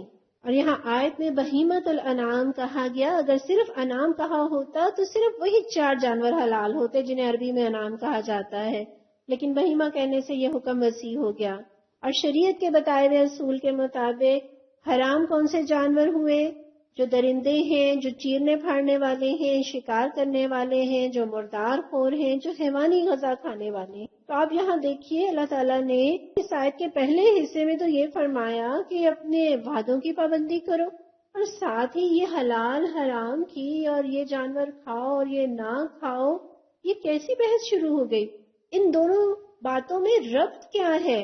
تو مفسرین نے لکھا ہے یعنی یہ وہ دور ہے مدینہ کا آخری دور جبکہ اذا جاء نصر اللہ والفتح ورأیت الناس يدخلون فی دین اللہ افواجا، جب فوج در فوج لوگ دین اسلام میں داخل ہو رہے تھے، یعنی جو تازہ یہودیت یا نصرانیت یا شرک سے تائب ہو کر اسلام میں داخل ہوئے تھے اور وہ اپنے پہلے عقیدوں کی بنا پر بعض حلال جانوروں کو بھی نہیں کھاتے تھے، تو اللہ تعالیٰ نے یہاں پر تفصیل بتا دی کہ یہ جانور تمہارے لیے حلال ہیں۔ اور یہاں آیت کے شروع میں جو اللہ تعالیٰ نے ایمان والوں کو پکارا کہ وہ جو رب کو مانتے ہو، تو گویا یہاں حلال حرام کی فہرست بتا کر اللہ تعالیٰ نے بتا دیا کہ ہم جب کسی کا اقتدار تسلیم کرتے ہیں، بادشاہت تسلیم کرتے ہیں، تو اس کی کچھ نشانیاں ہوتی ہیں، اس کی کچھ علامتیں ہوتی ہیں جن سے پتہ چلتا ہے کہ صاحب اقتدار کے اقتدار کو تسلیم کر لیا گیا ہے۔ اور اس میں پہلی چیز یہ ہے کہ حلال اور حرام کا اختیار آپ کسے دیتے ہیں، اور صاحب اقتدار کو اس بات کا اختیار ہے، یہ اتھارٹی صاحب اقتدار کے پاس ہے کہ وہ جس چیز کی چاہے اجازت دے اور جس چیز سے چاہے منع کر دے، روک دے۔ اب میں اور آپ احترام بھی کریں، سلوٹ بھی کریں، زندہ باد کے نعرے بھی لگائیں، لیکن اس صاحب اقتدار کو کوئی اختیار نہ دے تو یہ اقتدار کا تسلیم کرنا نہیں ہے۔ 1857 کی جنگ آزادی سے پہلے دہلی میں جب کوئی حکم کا اعلان ہوتا تو اس طرح سے اعلان کیا جاتا کہ لوگوں ملک اللہ کا، بادشاہت بہادر شاہ ظفر کی اور حکم ایسٹ انڈیا کمپنی کا۔ استغفر اللہ، جب ملک اللہ کا تو قانون بھی اللہ کا، حکم بھی اللہ کا۔ تو اللہ نے ایمان والوں کو پکارا ہے کہ اللہ کی بتائی ہوئی حدود کی پابندی کرو، اللہ کے بتائے ہوئے حلال اور حرام کو فالو کرو۔ اللہ تو نبی صلی اللہ علیہ وسلم سے کہتا ہے یا ایھا النبی لم تحرم ما احل اللہ لک، اے نبی آپ کیوں اس چیز کو حرام کرتے ہیں جو اللہ نے آپ کے لیے حلال کی ہے؟ حلال اور حرام کی اتھارٹی رب کے پاس ہے. رب نے سود کو حرام کیا ہے، تجارت کو حلال کیا ہے، زنا کو حرام کیا ہے، نکاح کو حلال کیا ہے. وہ رب ہے، اسی نے ہمارے لیے بکرے کو حلال کیا ہے اور خنزیر کو حرام کیا ہے. ہم اپنی عملی زندگی میں دیکھیں کہ ہم نے اپنے رب کو وہ اتھارٹی دی ہے، اقتدار دیا ہے، یہ اختیار دیا ہے کہ فیصلہ رب کا مانا جائے گا، ڈو اور ڈونٹس میں رب کی فرمانبرداری ہوگی. کیا ہم خوشی میں، غمی میں، اپنی انفرادی زندگی میں، اجتماعی زندگی میں رب کو یہ اختیار دیتے ہیں؟ یا رب کے ساتھ تعلق صرف وظیفے اور تسبیحوں کی حد تک ہے، چاہے نماز کی حد تک ہے، اور کہیں ہم نے یہ حیثیت شوہر کو یا خاندان کو یا اپنے نفس کو تو نہیں دے رکھی؟ اور حقیقت یہ ہے کہ ہم سنتے بھی بہت ہیں، لکھتے بھی بہت ہیں، روتے بھی بہت ہیں، مگر کرتے وہی ہیں جو خاندان میں چلا آ رہا، جس کا معاشرے نے تقاضا کیا ہو. پھر اوفوا بالعقود کے ساتھ ہی کھانوں میں حلال اور حرام کا تذکرہ اس لیے کہ جس کا کھانا حلال نہیں اس کا عمل بھی حلال نہیں ہو سکتا، اس کا عمل صالح نہیں ہو سکتا. وہ اپنے تئیں صالح عمل کرتا بھی رہے تو اس کا عمل قبول نہیں ہے. اور جو ذائقے پر پابندی برداشت نہ کر سکے، جو اپنے کھانے پینے کو کنٹرول نہ کر سکے، وہ رب کی دی ہوئی پابندیوں کو کیسے برداشت کر سکتا ہے؟ پھر اللہ تعالیٰ نے یہاں بتا دیا الا ما یتلا علیکم، یعنی سارے جانور اور چوپائے مویشی قسم کے سب حلال ہیں سوائے جو تمہیں پڑھ کر سنائے جاتے ہیں. اور یہ جو پڑھ کر سنائے جانے سے مراد سورہ انعام کی طرف بھی اشارہ ہے جو پہلے نازل ہو چکی اور اس میں اس کی تفصیل آ چکی، اور خود اسی صورت میں سورہ مائدہ کی آیت نمبر 3 میں بھی تفصیل اللہ تعالیٰ نے بتا دی. اور ساتھ ہی اللہ نے ارشاد فرمایا غیر محل الصید وانتم حرم، یعنی وہ جانور جو کہ بذات خود حلال ہیں لیکن ان کا شکار بھی تمہیں منع ہے جبکہ تم حالت احرام میں ہو. اور دوسری مراد یہ کہ تم حرم کی حدود میں ہو، یعنی حالت احرام میں بھی شکار منع ہے اور حرم کی حدود میں بھی شکار نہیں کر سکتے. ہاں موذی جانور مارے جا سکتے ہیں، اور حدود حرم میں تو اللہ نے جانوروں کو بھی امن دیا ہے. اور نبی صلی اللہ علیہ وسلم نے مدینہ کو بھی حرم قرار دیا، اس کی حدود میں بھی شکار منع ہے. اور یہ ممانعت صرف خشکی کے جانور کے شکار کی ہے، سمندری شکار کی اجازت ہے. آج تو شاید اس بات کو سمجھنا ہمارے لیے مشکل نہیں، یا اس بات پر عمل کرنا ہمارے لیے بہت آسان ہے، کیونکہ جب ہم حج کے سفر پر روانہ ہوتے ہیں رستے میں بھی اور حالت احرام میں وہاں ہوٹل میں بھی انواع اقسام کے کھانے کھاتے ہیں، اور ہمیں اس بات کی ضرورت نہیں پڑتی کہ ہم کوئی ذبیحہ خود سے کریں یا شکار کریں. لیکن اس دور کو ذہن میں رکھ لیجئے کہ جب قافلے دور دراز سے مکہ حج کے لیے روانہ ہوتے تھے، ان کا سفر ہفتوں اور مہینوں پر مشتمل ہوتا تھا. تو اتنے طویل سفر میں جبکہ رستے میں کوئی پیٹرول پمپ بھی نہیں، کوئی ریسٹورنٹ بھی نہیں، کوئی جنرل سٹور بھی نہیں، رستے میں آبادیاں بھی نہیں کہ جو مہمان نوازی کر سکیں، اس میں وہ کتنا زیادہ راہ ساتھ لے کر چلتے ہوں گے، کھجوریں اور پانی. اور ایسے میں جب انہیں کوئی شکار نظر آتا ہوگا تو کیسے ان کا دل للچاتا ہوگا کہ کیوں نہ اس ہرن کو شکار کر کے گوشت کھا لیں. لیکن رب نے پابندی لگا دی کہ حالت احرام میں تم شکار نہیں کرو گے. ہاں کوئی اور شکار کر کے لے آئے تو تم کھا سکتے ہو. یقیناً اس میں بہت سی حکمتیں ہوں گی. ایک حکمت یہ بھی آپ دیکھیے کہ حج قافلے کے ساتھ ہوتا ہے، تنہا تو نہیں ہوا کرتا. اور کوئی ایک فرد شکار کو نکل گیا تو باقی قافلہ کیا کرے گا؟ انتظار کرتا رہے گا. اور پھر یہ کہ ہم عبادت کرنے جا رہے ہیں، ہم اپنا فرض ادا کرنے جا رہے ہیں، ایسے میں وقت کو ضائع نہیں کرنا. حج عبادت ہے، عبادت کا احترام ہے، جگہ کا احترام ہے. اللہ چاہتے ہیں کہ ہم فوکسڈ ہو کر اللہ کی عبادت کریں. اگر ہمارا دھیان بڑھ جائے تو عبادت کا مزہ نہیں رہے گا. اور حج ہمیں جذبات پر، نفس پر کنٹرول سکھاتا ہے. اور حالت احرام میں صرف شکار نہیں، بہت سی حلال چیزیں حرام ہو جاتی ہیں. مثلا خوشبو حرام ہے، بال کاٹنا منع ہے، شکار کرنا حرام ہے، زینت اور آرائش منع ہے، ازدواجی تعلقات قائم کرنا منع ہے. یعنی وہ کئی چیزیں جو کہ باقی دنوں میں جائز ہیں بلکہ اجر و ثواب کا باعث ہیں، لیکن ان دنوں میں کہہ دیا گیا کہ یہ کام نہیں کرنے. کیوں؟ اس لیے کہ ہم عبادت پر فوکس کریں. ان اللہ یحکم ما یرید، اللہ جو چاہتا ہے حکم دیتا ہے. یعنی کسی چیز کے حرام ہونے کے لیے یہ بات کافی ہے کہ اللہ نے اسے حرام کیا ہے، اور کسی چیز کے حلال ہونے کے لیے بھی یہ بات کافی ہے کہ اللہ نے اسے حلال کیا ہے. کیوں، کیسے، کیا فائدہ ہے، اس میں کیا نقصان ہے، ہمیں یہ نہیں کہنا. اللہ بادشاہ ہے، وہ جو چاہے حکم دے، خواہ اس کے حکم کی حکمت اور مصلحت ہماری سمجھ میں آئے یا نہ آئے. اللہ حاکم ہے، حکم دینا اسی کا حق ہے، اسی کا اختیار ہے. یہ سارے احکامات رب کے چاہنے نہ چاہنے پر موقوف ہیں، نہ کہ کسی انسان کے. وہ رب کے جس نے ساری مخلوقات کو پیدا کیا، اسی نے بعض جانوروں کو انسانوں کے لیے حلال اور بعض کو حرام قرار دیا ہے. اور یہ تو ہم جانتے ہیں نا کہ انسان جو کھاتا ہے وہی اس کے مزاج کا حصہ بنتا ہے. جیسے اگر خونخوار شکار کرنے والے وحشی جانور کھائیں گے تو اسی قسم کی صفات انسان کے اندر پیدا ہوں گی. اور جو قومیں خنزیر کھاتی ہیں جو کہ انتہائی بے حیا جانور ہے، تو اس کا گوشت کھانے والی قومیں بھی ہم دیکھتے ہیں کہ بے حیائی میں حدیں کراس کر گئیں. اور اللہ کی شان دیکھیے، اللہ تعالیٰ نے ادنا کو اعلیٰ کے لیے غذا بنایا ہے. زمین کی مٹی درختوں کی غذا ہے، درخت جانوروں کی غذا ہے، اور جانور انسانوں کی غذا. اور انسان سے اعلیٰ مخلوق اس دنیا میں کوئی نہیں، لہٰذا اللہ تعالیٰ نے انسان کو کسی کی غذا نہیں بنایا. ان اللہ یحکم ما یرید، اللہ جو چاہتا ہے حکم دیتا ہے. حلال چیز کو وقتی طور پر حرام کر دے، یہ رب کی مرضی ہے. اور بیشتر احکامات جو اس وقت نازل ہو رہے تھے وہ عرب کے پرانے رسم و رواج اور ان کے عقائد کے بالکل خلاف تھے. اس لیے اندیشہ تھا کہ سوال و جواب کا سلسلہ شروع ہو جائے گا.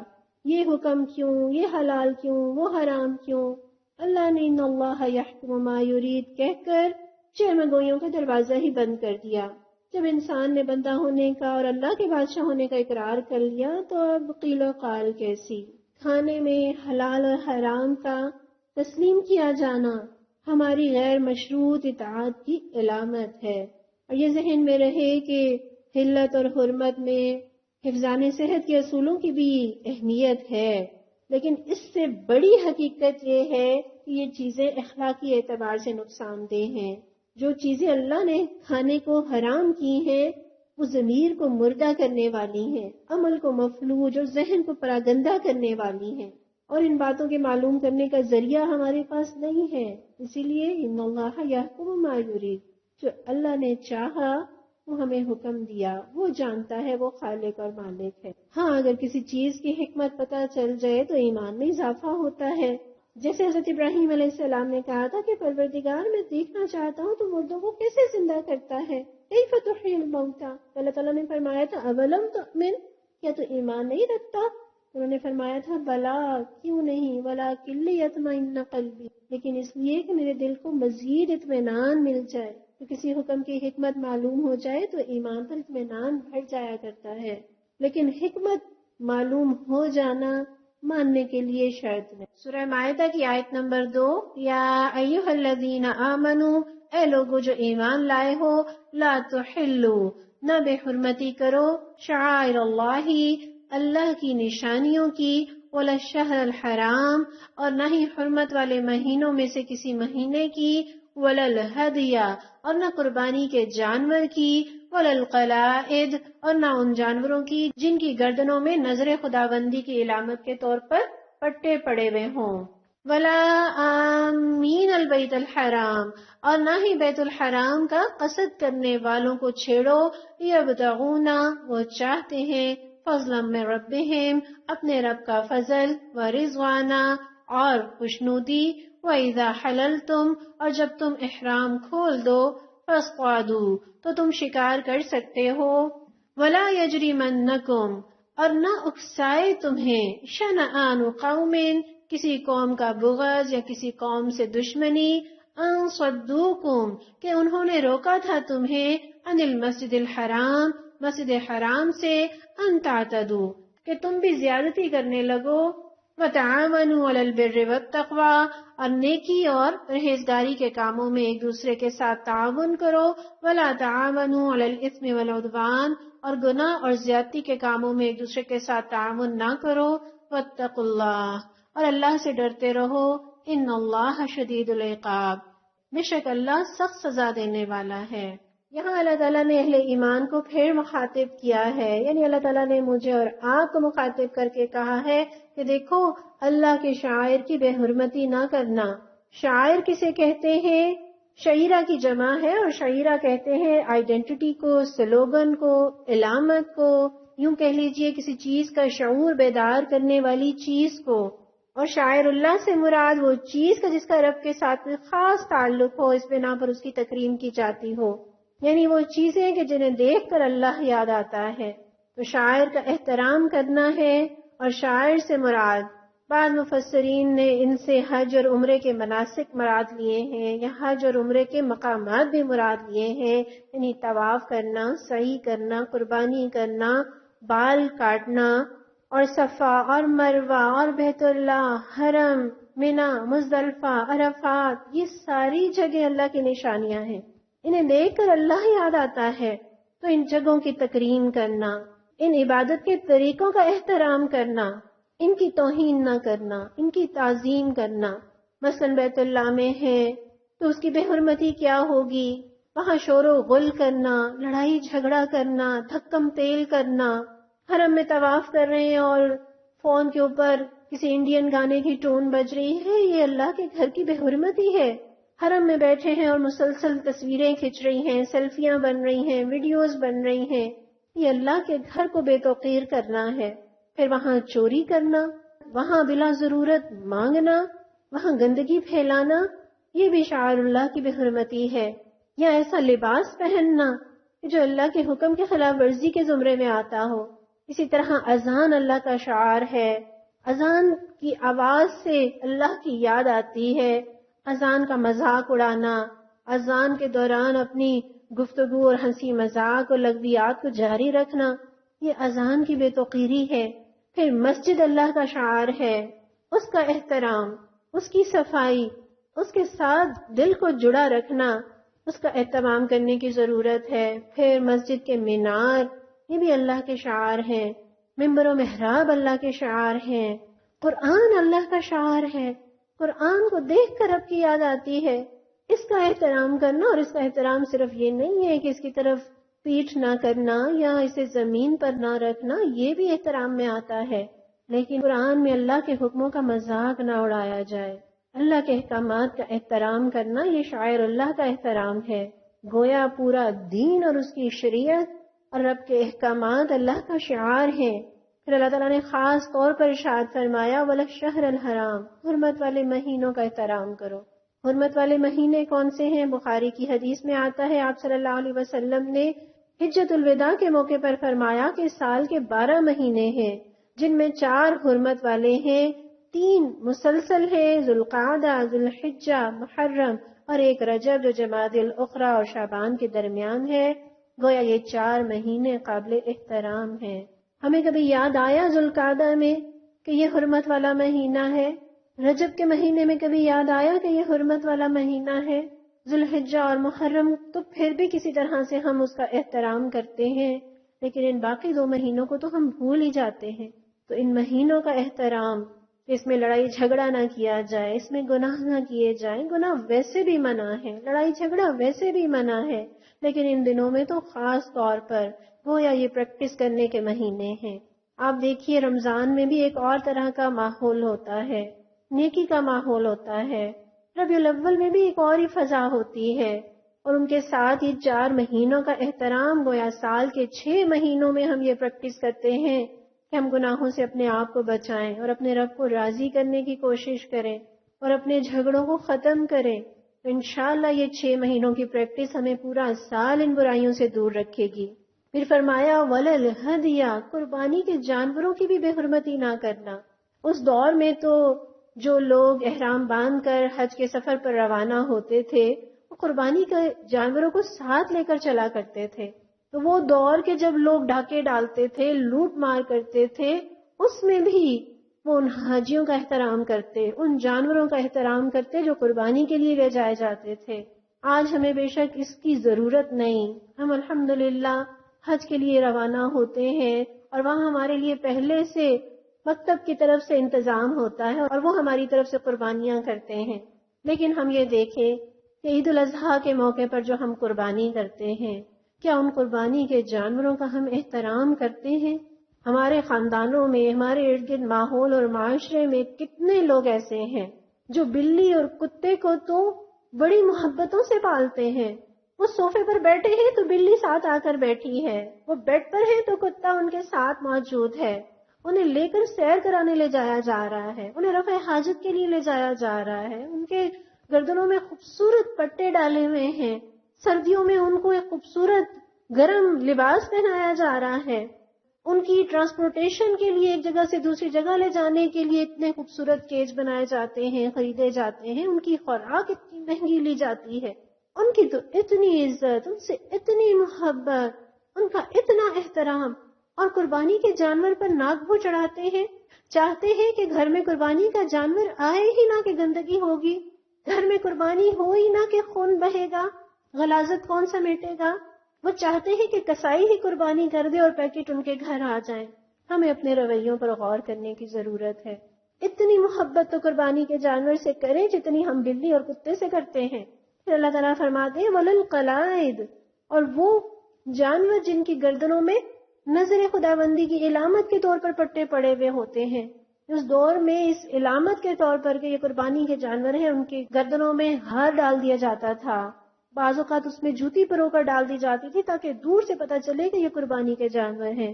اور حضرت عائشہ رضی اللہ عنہا بیان کرتی ہیں کہ رسول اللہ صلی اللہ علیہ وسلم مدینہ سے قربانی کے جانور بیت اللہ بھیجا کرتے تھے، اور میں آپ کی قربانی کے جانوروں کے لیے پٹے بٹا کرتی تھی. تو کبھی ہم نے بھی قربانی کے جانور کے اتنے نخرے اٹھائے ہیں، اتنی تکریم کی ہے؟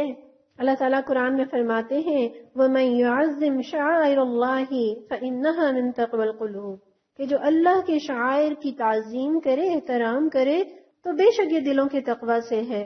یعنی اس سے دل کا تقوی جھلکتا ہے، اس سے رب کی محبت جھلکتی ہے. پھر ہمارے ذہن میں یہ بھی رہے داڑھی بھی اسلام کے شعائر میں ہے. داڑھی نہ رکھنا اور بات ہے، مگر داڑھی کی توہین کرنا یہ خلاف ایمان بھی ہے اور ناقابل برداشت بھی. اس کا تعلق تو نبی صلی اللہ علیہ وسلم کی ذات سے ہے. اس کی بے حرمتی کرنا تو گویا اس کا مطلب ہے کہ نبی صلی اللہ علیہ وسلم کے چہرے اقدس کا معاذ اللہ ثم معاذ اللہ مذاق اڑانا. اسی طرح حجاب بھی اللہ کے شعائر میں سے ہے. کوئی عورت حجاب نہیں لیتی تو یہ اس کا اور اس کے رب کا معاملہ ہے، لیکن حجاب کی توہین نہ کی جائے، حجاب کا مذاق نہ اڑایا جائے، کہ یہ اللہ کی بندگی کی علامت ہے. پھر اللہ تعالیٰ فرماتے ہیں وَلَا آمِینَ الْبَيْتَ الْحَرَامِ، یعنی وہ لوگ کہ جو بیت الحرام کا قصد کیے جا رہے ہوں. آمین تو میں اور آپ دعاؤں کے بعد کہتے ہیں، جس کا مطلب ہوتا ہے کہ ایسا ہی ہو جائے. لیکن یہاں آمین سے مراد قصد کرنے والے، ارادہ کرنے والے. کیا مطلب ہے؟ یعنی ہم جب دعا کے بعد آمین کہتے ہیں تو ہم گویا اللہ سے یہ کہتے ہیں کہ اللہ میرا تو یہ ارادہ ہے، میں نے تو یہ ارادہ کیا ہے، اے اللہ تو بھی اس کا ارادہ کر لے. یعنی مثال ہے کہ میں رب سے دعا مانگتی ہوں کہ پروردگار میں حج کا ارادہ رکھتی ہوں، میں نے ارادہ کیا ہے کہ تیرے گھر کی زیارت کو جاؤں، اے اللہ تو بھی اس کا ارادہ کر لے. کیونکہ میں جانتی ہوں کہ میرے ارادے سے یا میرے چاہنے سے کچھ نہیں ہوگا جب تک اللہ نہ چاہے. تو اللہ جو میری چاہت ہے وہی تیری چاہت بھی ہو، جو میرا ارادہ ہے وہ تیرا ارادہ بھی ہو، تاکہ میری چاہت اور میرا ارادہ پورا ہو جائے. پھر یہ آمین کا لفظ الف میم میم کے روٹ ورڈ کے ساتھ ہے، اور اس سے کا لفظ بھی بنا ہے. یعنی ماں، تو آمین ارادہ کرنے والے، اور ماں، اس میں کیا نسبت ہے؟ اس میں یہ نسبت ہے کہ آپ دیکھیے ماں کے لیے بچہ ہر پریشانی میں، ہر ضرورت میں، ہر معاملے میں وہ اس کی طرف رجوع کرتا ہے، اس کا ارادہ کرتا ہے، اس کا قصد کیا جاتا ہے. اسے کھانا کھانا ہے تو ماں بھوک لگی ہے، اسے درد ہے، کوئی بیماری ہے تو ماں مجھے تکلیف ہے، اسے کوئی چیز چاہیے تو وہ ماں کی طرف آتا ہے، اسے خوشی ملتی ہے تو وہ ماں کی طرف پلٹتا ہے. تو ولا آمین البیت الحرام، بیت الحرام کا قصد کرنے والوں کو ان کے ساتھ چھیڑخانی نہ کرنا، انہیں بے توقیر نہ کرنا، ان پر دست درازی نہ کرنا، ان کے ساتھ زیادتی نہ کرنا. کیوں؟ یبتغون فضلا من ربہم، وہ اپنے رب کا فضل چاہتے ہیں، وہ اس کی خوشنودی چاہتے ہیں. یعنی حج اور عمرے کی نیت سے یا تجارت و کاروبار کی غرض سے بھی ایون حرم جانے والوں کو مت روکو، نہ انہیں ستاؤ۔ بعض مفسرین کے نزدیک یہ احکام اس وقت کے لیے تھے جب مسلمان اور مشرک اکٹھے حج کرتے تھے، لیکن جب سورہ توبہ کی یہ آیت نازل ہو گئی کہ انما المشرکون نجس، کہ بے شک مشرک ناپاک ہیں، فلا یقربوا المسجد الحرام، تو اب یہ مسجد حرام کے قریب نہ پھٹکے، بعد عامہم ھذا، اس سال کے بعد۔ تو یہ حکم منسوخ ہو گیا، اور بعض کے نزدیک یہ آیت منسوخ نہیں، محکم ہے، اور یہ حکم کہ بیت الحرام جانے والوں کو نہ ستانا، یہ حکم مسلمانوں کے بارے میں ہے۔ اور پس منظر میں ہم ان واقعات کو یاد کر لیں، یعنی صلح حدیبیہ کے موقع پر 1400 صحابہ کو عمرے سے روک دیا گیا۔ خاص طور پر اس دور میں تو ہسٹری میں کبھی ایسا کوئی واقعہ پیش نہیں آیا کہ کسی دشمن کو بھی بیت اللہ کی زیارت کے لیے روکا گیا ہو۔ تو جا کے آپ صلی اللہ علیہ وسلم جب 1400 صحابہ کے ساتھ عمرے کے لیے روانہ ہوئے اور لڑائی کا ارادہ نہیں رکھتے تھے، اس کے باوجود انہیں عمرے سے روک دیا گیا۔ اور اس آیت کے پس منظر میں ایک واقعہ یہ بھی بیان کیا جاتا ہے کہ مشرکین مکہ سے حتیم بن ہند مدینہ آیا، اس نے مال تجارت فروخت کیا، جاتے ہوئے آپ صلی اللہ علیہ وسلم کی خدمت میں آیا اور منافقانہ ارادہ اسلام لانے کا ظاہر کیا، تو آپ صلی اللہ علیہ وسلم نے فرمایا یہ شخص کفر کے ساتھ آیا اور دھوکے اور غداری کے ساتھ لوٹا۔ اور واقعتاً ایسا ہی ہوا کہ اس نے جاتے ہوئے مسلمانوں کے جو جانور مدینہ سے باہر چل رہے تھے اسے ہنکا کر لے گیا، پھر اگلے سال یہی جانور لے کر لبیک پکارتا ہوا عمرے کے لیے جا رہا تھا۔ صحابہ نے دیکھا تو چاہا کہ اس سے یہ جانور چھین لے، تو آپ نے منع فرما دیا کہ وہ لوگ جو بیت الحرام کا قصد کیے جا رہے ہیں انہیں نہ روکنا، انہیں نہ ستانا۔ پھر ایک اور وجہ یہ بتائی جاتی ہے کہ 8 ہجری میں جبکہ مکہ فتح ہو گیا اور آپ صلی اللہ علیہ وسلم نے کسی سے انتقام نہیں لیا، اور اس وقت کفار اور مشرک بھی اپنی سرگرمیاں آزادانہ کرتے رہے، حتیٰ کہ اپنے جاہلانہ طریقے پر عمرہ و حج بھی کرتے رہے۔ یعنی 8 ہجری میں مکہ فتح ہوا اور 10 ہجری میں آپ صلی اللہ علیہ وسلم نے حجۃ الوداع ادا کیا، اور اس کے درمیان جو 9 ہجری کا حج آیا اس حج میں مشرک بھی شریک تھے اور مسلمان بھی، اور اس دوران عمرے کے لیے بھی مشرک بھی اور مسلمان بھی جاتے رہے۔ آپ صلی اللہ علیہ وسلم نے انہیں عمرے اور حج سے نہیں روکا۔ کیوں؟ اللہ کا حکم ہے بیت الحرام کی طرف آنے والوں کو نہ روکا جائے۔ اور اگر اس آیت کو مسلمانوں کے لیے خاص مانا جائے تو بات سمجھنا اور بھی آسان ہے۔ وہ لوگ کہ جو عمرے اور حج کے سفر پر روانہ ہیں، جو بیت اللہ کی زیارت کا قصد کیے ہوئے ہیں، انہیں نہ ستانا۔ یعنی کوئی نیکی کے کام کے لیے نکلے اور اگر لوگ اسے روکیں، اس کے راہ میں روڑے اٹکائیں، اسے ستائیں، اس پر دست درازی کریں، تو بتائیں نیکی کے لیے کون نکلے گا، کون جائے گا؟ کوئی مسجد جائے، درس کے لیے آئے، اسے ستایا جائے، کسی کو پردہ کرنے پر، کسی کو داڑھی رکھنے پر، کسی کو حلال روزی کمانے پر، کسی کو رشوت نہ لینے پر، کسی کو سود نہ لینے اور دینے پر اگر ستایا جائے تو پھر دین کی راہ پر کون چلے گا؟ اس آیت سے ضمناً ہم یہ بھی سیکھیں، کوئی اداکار ہو، کوئی اداکارہ ہو، کوئی ایسا فرد ہو، اگر وہ مسجد کی طرف آئے، وہ درس میں آئے یا وہ حج کے لیے آئے، تو کیا یہ کہیں گے کہ تمہارا نماز سے، مسجد سے، حرم سے کیا سروکار؟ کیا ہم یہ کہیں گے 100 چوہے کھا کر بلی حج کو چلی؟ نہیں، کوئی نیکی کے ارادے سے نکلا ہے تو اسے نیکی کرنے دیجئے، اس کا احترام کیجئے۔ ہمارے ہاں تو شاید کوئی بغیر دوپٹے کے درس میں آ جائے تو لوگ اسے ایسے گھورے کہ شاید وہ آئندہ آنے کے لیے توبہ ہی کر بیٹھے۔ تو دیکھیے، بیمار کو ہسپتال آنے کی ضرورت ہے، اسے شفا کی ضرورت ہے، اسے علاج کی ضرورت ہے، تو جو دل کے بیمار ہیں انہیں ایسی جگہوں پر آنے سے نہ روکا جائے۔ اور اس آیت سے یہ بھی پتہ چلتا ہے یبتغون فضلا من ربہم ورضوانا، کہ اللہ کی رضا کے ساتھ ساتھ اگر وہ اپنے رب کا فضل بھی چاہتے ہیں تو اس میں کوئی حرج نہیں۔ مثلاً آپ کی بیٹی سعودیہ میں مقیم ہے، آپ کا حج کا ارادہ ہے اور آپ کے دل میں یہ بھی خوشی ابھرتی ہے کہ حج کے بعد آپ اپنی بیٹی سے بھی ملاقات کریں گے، یا آپ کی بہن جو پچھلے کتنے عرصے سے وطن نہیں آ سکی، آپ عمرے کے لیے جائیں گے تو کچھ دن ان کے ہاں بھی ٹھہریں گے، ان سے بھی ملاقات ہو جائے گی، تو یبتغون فضلا من ربہم ورضوانا، کوئی حرج نہیں۔ آپ حج کو جاتے ہیں اور وہاں کوئی تجارت کا موقع آپ کو ملتا ہے اور آپ کہیں کہ نہیں میں تو حج کو آیا ہوں، میں تجارت نہیں کروں گا، کوئی حرج نہیں۔ اللہ کا فضل تلاش کرنے میں یا اس کا فضل ملنے میں کوئی حرج نہیں. آپ حج کے ارادے سے جاتے ہیں اور وہاں جا کر کوئی خریداری کرتے ہیں، کوئی حرج نہیں. ہاں، مقصد خریداری نہ ہو، مقصد تجارت نہ ہو، مقصد ملاقات نہ ہو، مقصد اللہ کے گھر کی زیارت ہو، ضمن یہ فائدے حاصل ہو جائیں اور ان فائدوں کی چاہت بھی دل میں ہو تو کوئی حرج نہیں. جیسے بعض لوگوں کی حج میں ڈیوٹی لگتی ہے اور ان کی یہ خواہش ہوتی ہے کہ ہماری ڈیوٹی وہاں لگا دی جائے تاکہ ہمارا حج بھی ہو جائے اور ڈیوٹی بھی، تو کوئی حرج نہیں. اسی طرح آپ کسی سفر پر روانہ ہیں، کسی اور ملک جا رہے ہیں اور آپ وایا سعودیہ فلائٹ لیتے ہیں کہ ہم عمرہ بھی کر لیں اور ہمارا سفر بھی ہو جائے، کوئی حرج نہیں، ممکن ہے، کر سکتے ہیں. بالکل اسی طرح کسی دعا کی خواہش آپ کے دل میں ہے اور آپ یہ دعا سنبھال کر رکھتے ہیں کہ آپ حج کو جائیں گے تو وہاں رب سے مانگیں گے، تو کوئی حرج نہیں. یبتغون فضلا من ربہم ورضوانا. اور صحابہ کی شان تو قرآن میں اللہ نے بتائی ہے، تراہم رکعا سجدا یبتغون فضلا من اللہ ورضوانا، کہ تم انہیں رکوع اور سجدہ کرتے ہوئے دیکھتے ہو، وہ اپنے رب کا فضل اور اس کی رضا چاہتے ہیں. اصل ٹارگٹ، اصل ہدف رب کی رضا ہے، رب کی بندگی ہے. ضمن جو فائدے حاصل ہوتے ہیں ان کا مل جانا، اس میں کوئی حرج نہیں.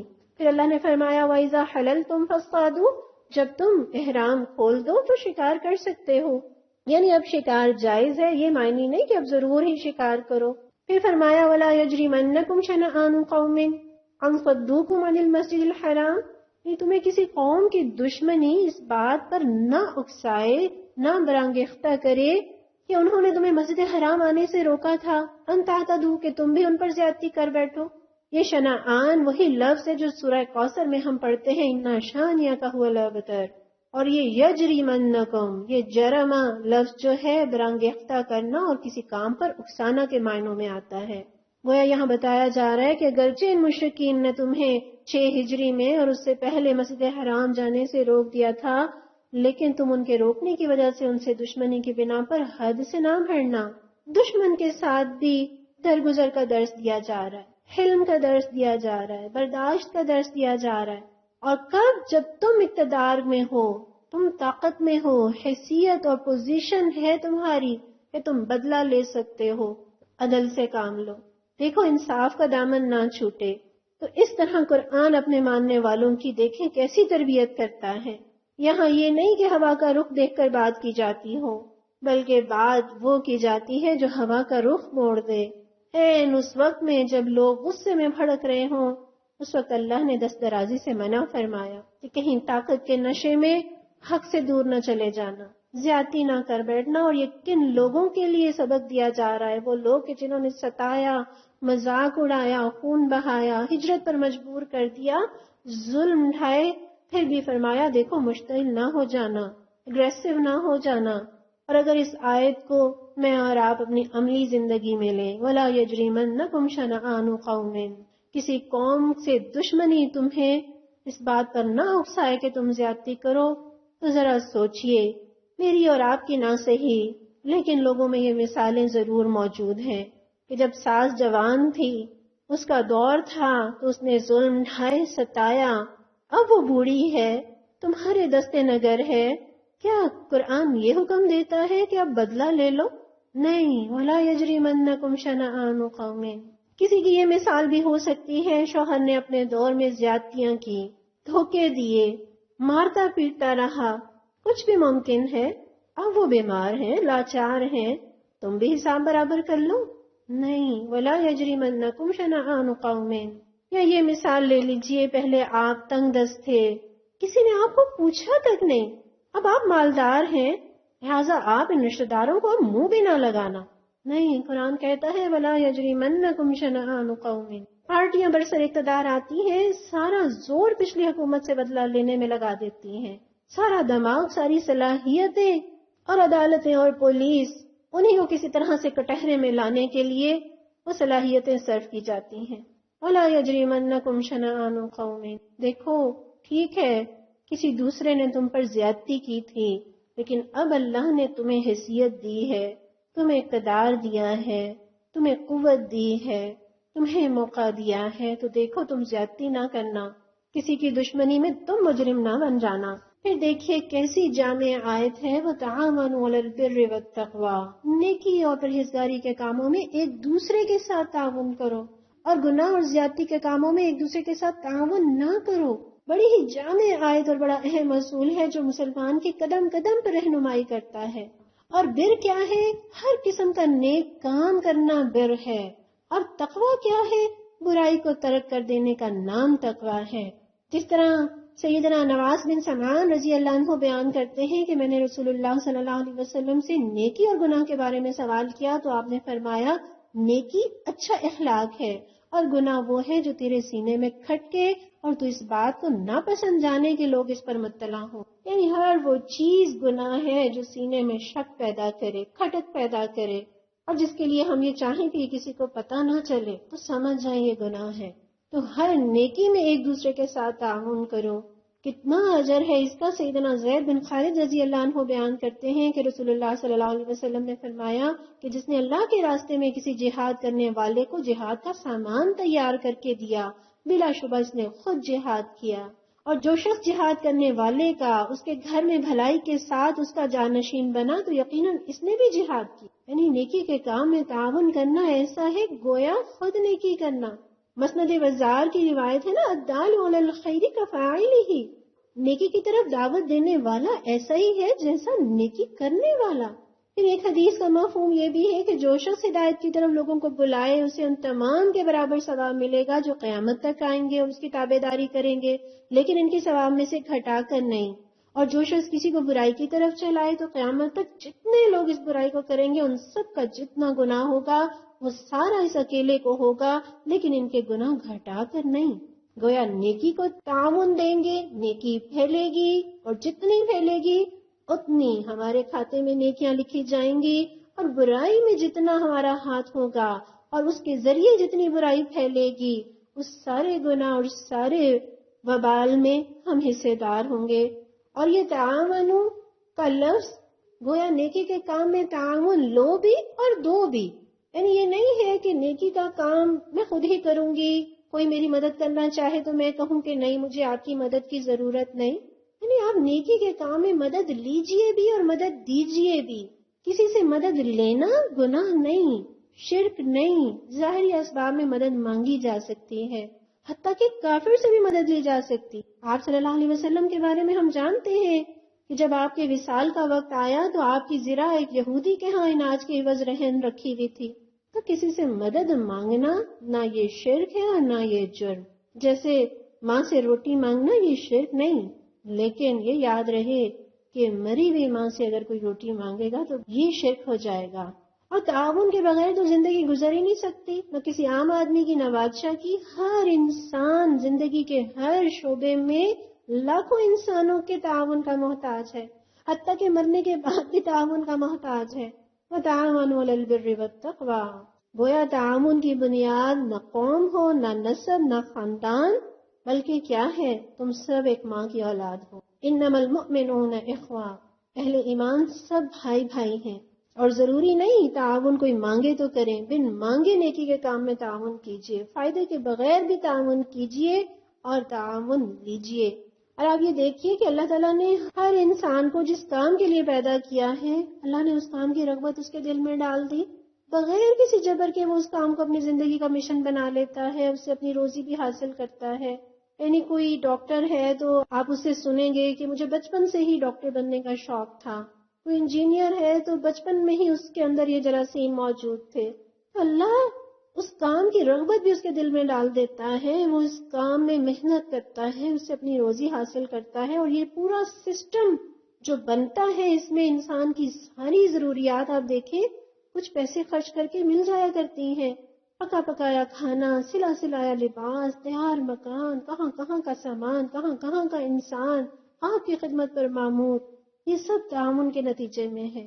آپ اگر کسی کا تعاون نہ لینا چاہیں اور خود زندگی گزارنا چاہیں، آپ ایک وقت کی روٹی نہیں کھا سکتے، لیکن یہ ذہن میں رہے کہ یہی تعاون اگر قتل میں، چوری میں، ڈاکے میں، جرائم میں، بے حیائی کے کاموں پر ہونے لگے تو زمین فساد سے بھر جائے۔ گویا یہ باہمی تعاون دو دھاری تلوار ہے جو اپنے اوپر بھی چل سکتی ہے۔ تو کرنا کیا ہے، ہر مومن خیر کا معاون بن جائے اور شر کے لیے سپاہی بن جائے۔ تعاون کے بغیر نہ نیکی پھلتی ہے نہ برائی پھیلتی ہے۔ اللہ تعالیٰ نے بتا دیا کب تعاون کیا جا سکتا ہے یا کیا جانا چاہیے اور کب ہاتھ روک لینا ہے، اور یہ اس لیے اللہ نے اصول دیا تاکہ معاشرے میں خیر پھلے پھولے اور برائیوں کا اور فساد کا سد باب ہو۔ عبرانی میں تو یہاں تک آتا ہے، رسول اللہ صلی اللہ علیہ وسلم فرماتے ہیں جو شخص کسی ظالم کے ساتھ جائے تاکہ اس کی اعانت اور امداد کرے اور وہ جانتا ہو کہ یہ ظالم ہے تو وہ یقیناً دار اسلام سے خارج ہو جائے۔ گویا برائی کے کام میں تعاون کرنے والا بھی اس بدکار اور ظالم کے ساتھ جہنم میں جائے گا۔ آپ صلی اللہ علیہ وسلم نے تو یہ فرمایا کہ اپنے بھائی کی مدد کرو خواہ وہ ظالم ہو یا مظلوم۔ تو ایک آدمی نے عرض کیا اللہ کے رسول جب وہ مظلوم ہو تو میں اس کی مدد کروں گا، لیکن اگر وہ ظالم ہو تو پھر اس کی مدد کس طرح کروں؟ تو آپ نے فرمایا اس وقت اس کی مدد یہ ہے کہ اسے ظلم سے روکو۔ گویا ظالم کی مدد کرنا کیا ہے؟ اسے ظلم سے روکنا۔ ہمارے اسلاف کبھی بھی ظالم کے مددگار نہیں بنے۔ آپ جانتے امام ابو حنیفہ کس طرح ان کی وفات ہوئی؟ اس وقت کے خلیفہ منصور نے امام ابو حنیفہ سے کہا تھا کہ میں اپنے بعد سلطنت کا دوسرا بڑا عہدہ آپ کے حوالے کرتا ہوں، یعنی آپ کو چیف جسٹس بناتا ہوں اور میرا حکم بھی آپ کی مہر کے بغیر نہیں چلے گا۔ امام صاحب نے انکار کر دیا۔ منصور نے اتنا اصرار کیا حتیٰ کہ اس نے قسم کھا لی کہ آپ کو یہ عہدہ قبول کرنا پڑے گا۔ امام ابو حنیفہ نے بھی جواباً قسم کھا لی کہ میں اسے ہرگز قبول نہیں کروں گا۔ کسی وزیر نے کہا امام ابو حنیفہ رحمۃ اللہ علیہ سے کہ عقل سے کام لیجیے، امیر المومنین کے مقابلے میں قسم کھاتے ہیں۔ تو انہوں نے فرمایا وہ مجھ سے زیادہ آسانی سے کفارہ دے سکتے۔ اور نتیجہ کیا نکلا؟ بالآخر منصور نے انہیں قید کر دیا، حتیٰ کہ زہر دے کر مار ڈالا، لیکن امام صاحب نے عہدہ قبول نہیں کیا کیونکہ خلیفہ ظلم کا حکم دے گا اور انہیں مہر لگانی پڑے گی، یوں وہ بھی ظلم میں شریک ہو جائیں۔ سورہ قصص میں حضرت موسیٰ علیہ السلام نے اس واقعے کے بعد جب کہ انہوں نے کسی شور مچانے والے کے شور سے متاثر ہو کر دوسرے بندے کو گھونسا مارا تھا تو وہ مر گیا تھا، اور جب ان پر یہ بات کھلی تھی تو آپ نے کہا تھا کہ فَلَنْ أَكُونَ ظَهِيرًا لِلْمُجْرِمِينَ، اب میں ہرگز کسی مجرم کا مددگار یا پشت پناہ نہیں بنوں گا۔ تو کسی کے گناہ میں سہولت کار نہیں بننا۔ ایک کاتب نے عامر شعبی رحمت اللہ علیہ سے پوچھا اے ابو عمر، میں بس احکام لکھ کر جاری کرنے کا ذمہ دار ہوں، فیصلے کرنے کا ذمہ دار نہیں، تو کیا یہ رزق میرے لیے جائز ہے؟ تو انہوں نے کہا ہو سکتا ہے کسی بے گناہ کے قتل کا فیصلہ کیا جائے اور وہ تمہارے قلم سے جاری ہو سکتا ہے کسی کا مال ناحق ضبط کیا جائے یا کسی کا گھر گرانے کا حکم دیا جائے اور وہ تمہارے قلم سے جاری ہو۔ پھر امام شعبی نے یہی آیت پڑھی فَلَنْ أَكُونَ ظَهِيرًا لِلْمُجْرِمِينَ۔ اسے سنتے ہی کاتب نے کہا کہ آج کے بعد میرا قلم بنی امیہ کے احکام جاری کرنے میں استعمال نہیں ہوگا۔ تو امام شعبی رحمت اللہ علیہ نے فرمایا پھر اللہ بھی تمہیں رزق سے محروم نہیں فرمائے گا۔ وَتَعَاوَنُوا عَلَى الْبِرِّ وَالتَّقْوَى وَلَا تَعَاوَنُوا عَلَى الْإِثْمِ وَالْعُدْوَانِ، نیکی کے کاموں میں، تقویٰ کے کاموں میں ایک دوسرے کے ساتھ تعاون۔ یہ درس و تدریس کا سلسلہ یہ نیکی کا کام ہے اور یہ یقیناً آپ سب کے تعاون کے بغیر نہیں چل سکتا۔ اس نیکی میں ہاتھ بٹائیے، اپنی صلاحیتیں پیش کیجیے، اس نیکی کو پھیلائیے تاکہ یہ نیکیاں میرے اور آپ کے لیے صدقہ جاریہ بن جائیں اور آخرت سنوارنے کا ذریعہ۔ اللہ نے فرمایا واتقوا اللہ، اللہ سے ڈرتے رہو، ان اللہ شدید العقاب، کہ اللہ سخت سزا دینے والا ہے۔ ہو سکتا ہے دنیا میں ظلم کر کے کوئی آرام کی زندگی گزارے، کوئی عیش و عشرت میں زندگی گزارے، لیکن دیکھ لو اللہ نگران ہے، اس کے سامنے جواب دہی کرنی ہوگی اور وہ سخت سزا دینے والی ذات ہے۔ واتقوا اللہ، اللہ سے ڈرو، اور اللہ کا ڈر ہی ہر برائی سے بچاتا ہے، ہر برائی سے تعاون کرنے سے بچاتا ہے۔ اللہ سے دعا ہے کہ جو کچھ میں نے صحیح پڑھا، صحیح بولا، صحیح سمجھا اور سمجھایا اسے قبول فرما لے، اور جو مجھ سے غلطی اور کوتاہی ہوئی پروردگار اسے معاف دے اور میری اصلاح فرما دے، اور ان سارے احکامات پر اللہ تعالیٰ ہمیں عمل کرنے کی توفیق، ہمیں اپنے وعدوں کی پاسداری کرنے کی توفیق، ہمیں اللہ تیری نشانیوں کی توقیر کرنے کی توفیق عطا فرما۔ کسی کی دشمنی ہمیں اس پر ظلم پر آمادہ نہ کرے، زیادتی پر آمادہ نہ کرے، اور پروردگار ہمیں نیکی اور پرہیزگاری کے کاموں میں ایک دوسرے کے ساتھ تعاون کرنے والا بن، اور برائی کے کاموں میں، گناہ کے کاموں میں، زیادتی کے کاموں میں پروردگار تو ہمیں تعاون کرنے والا نہ بنا۔ اے اللہ تو ہمیں اپنا ڈر عطا فرما۔ ربنا تقبل منا انک انت السمیع العلیم وتب علینا انک انت التواب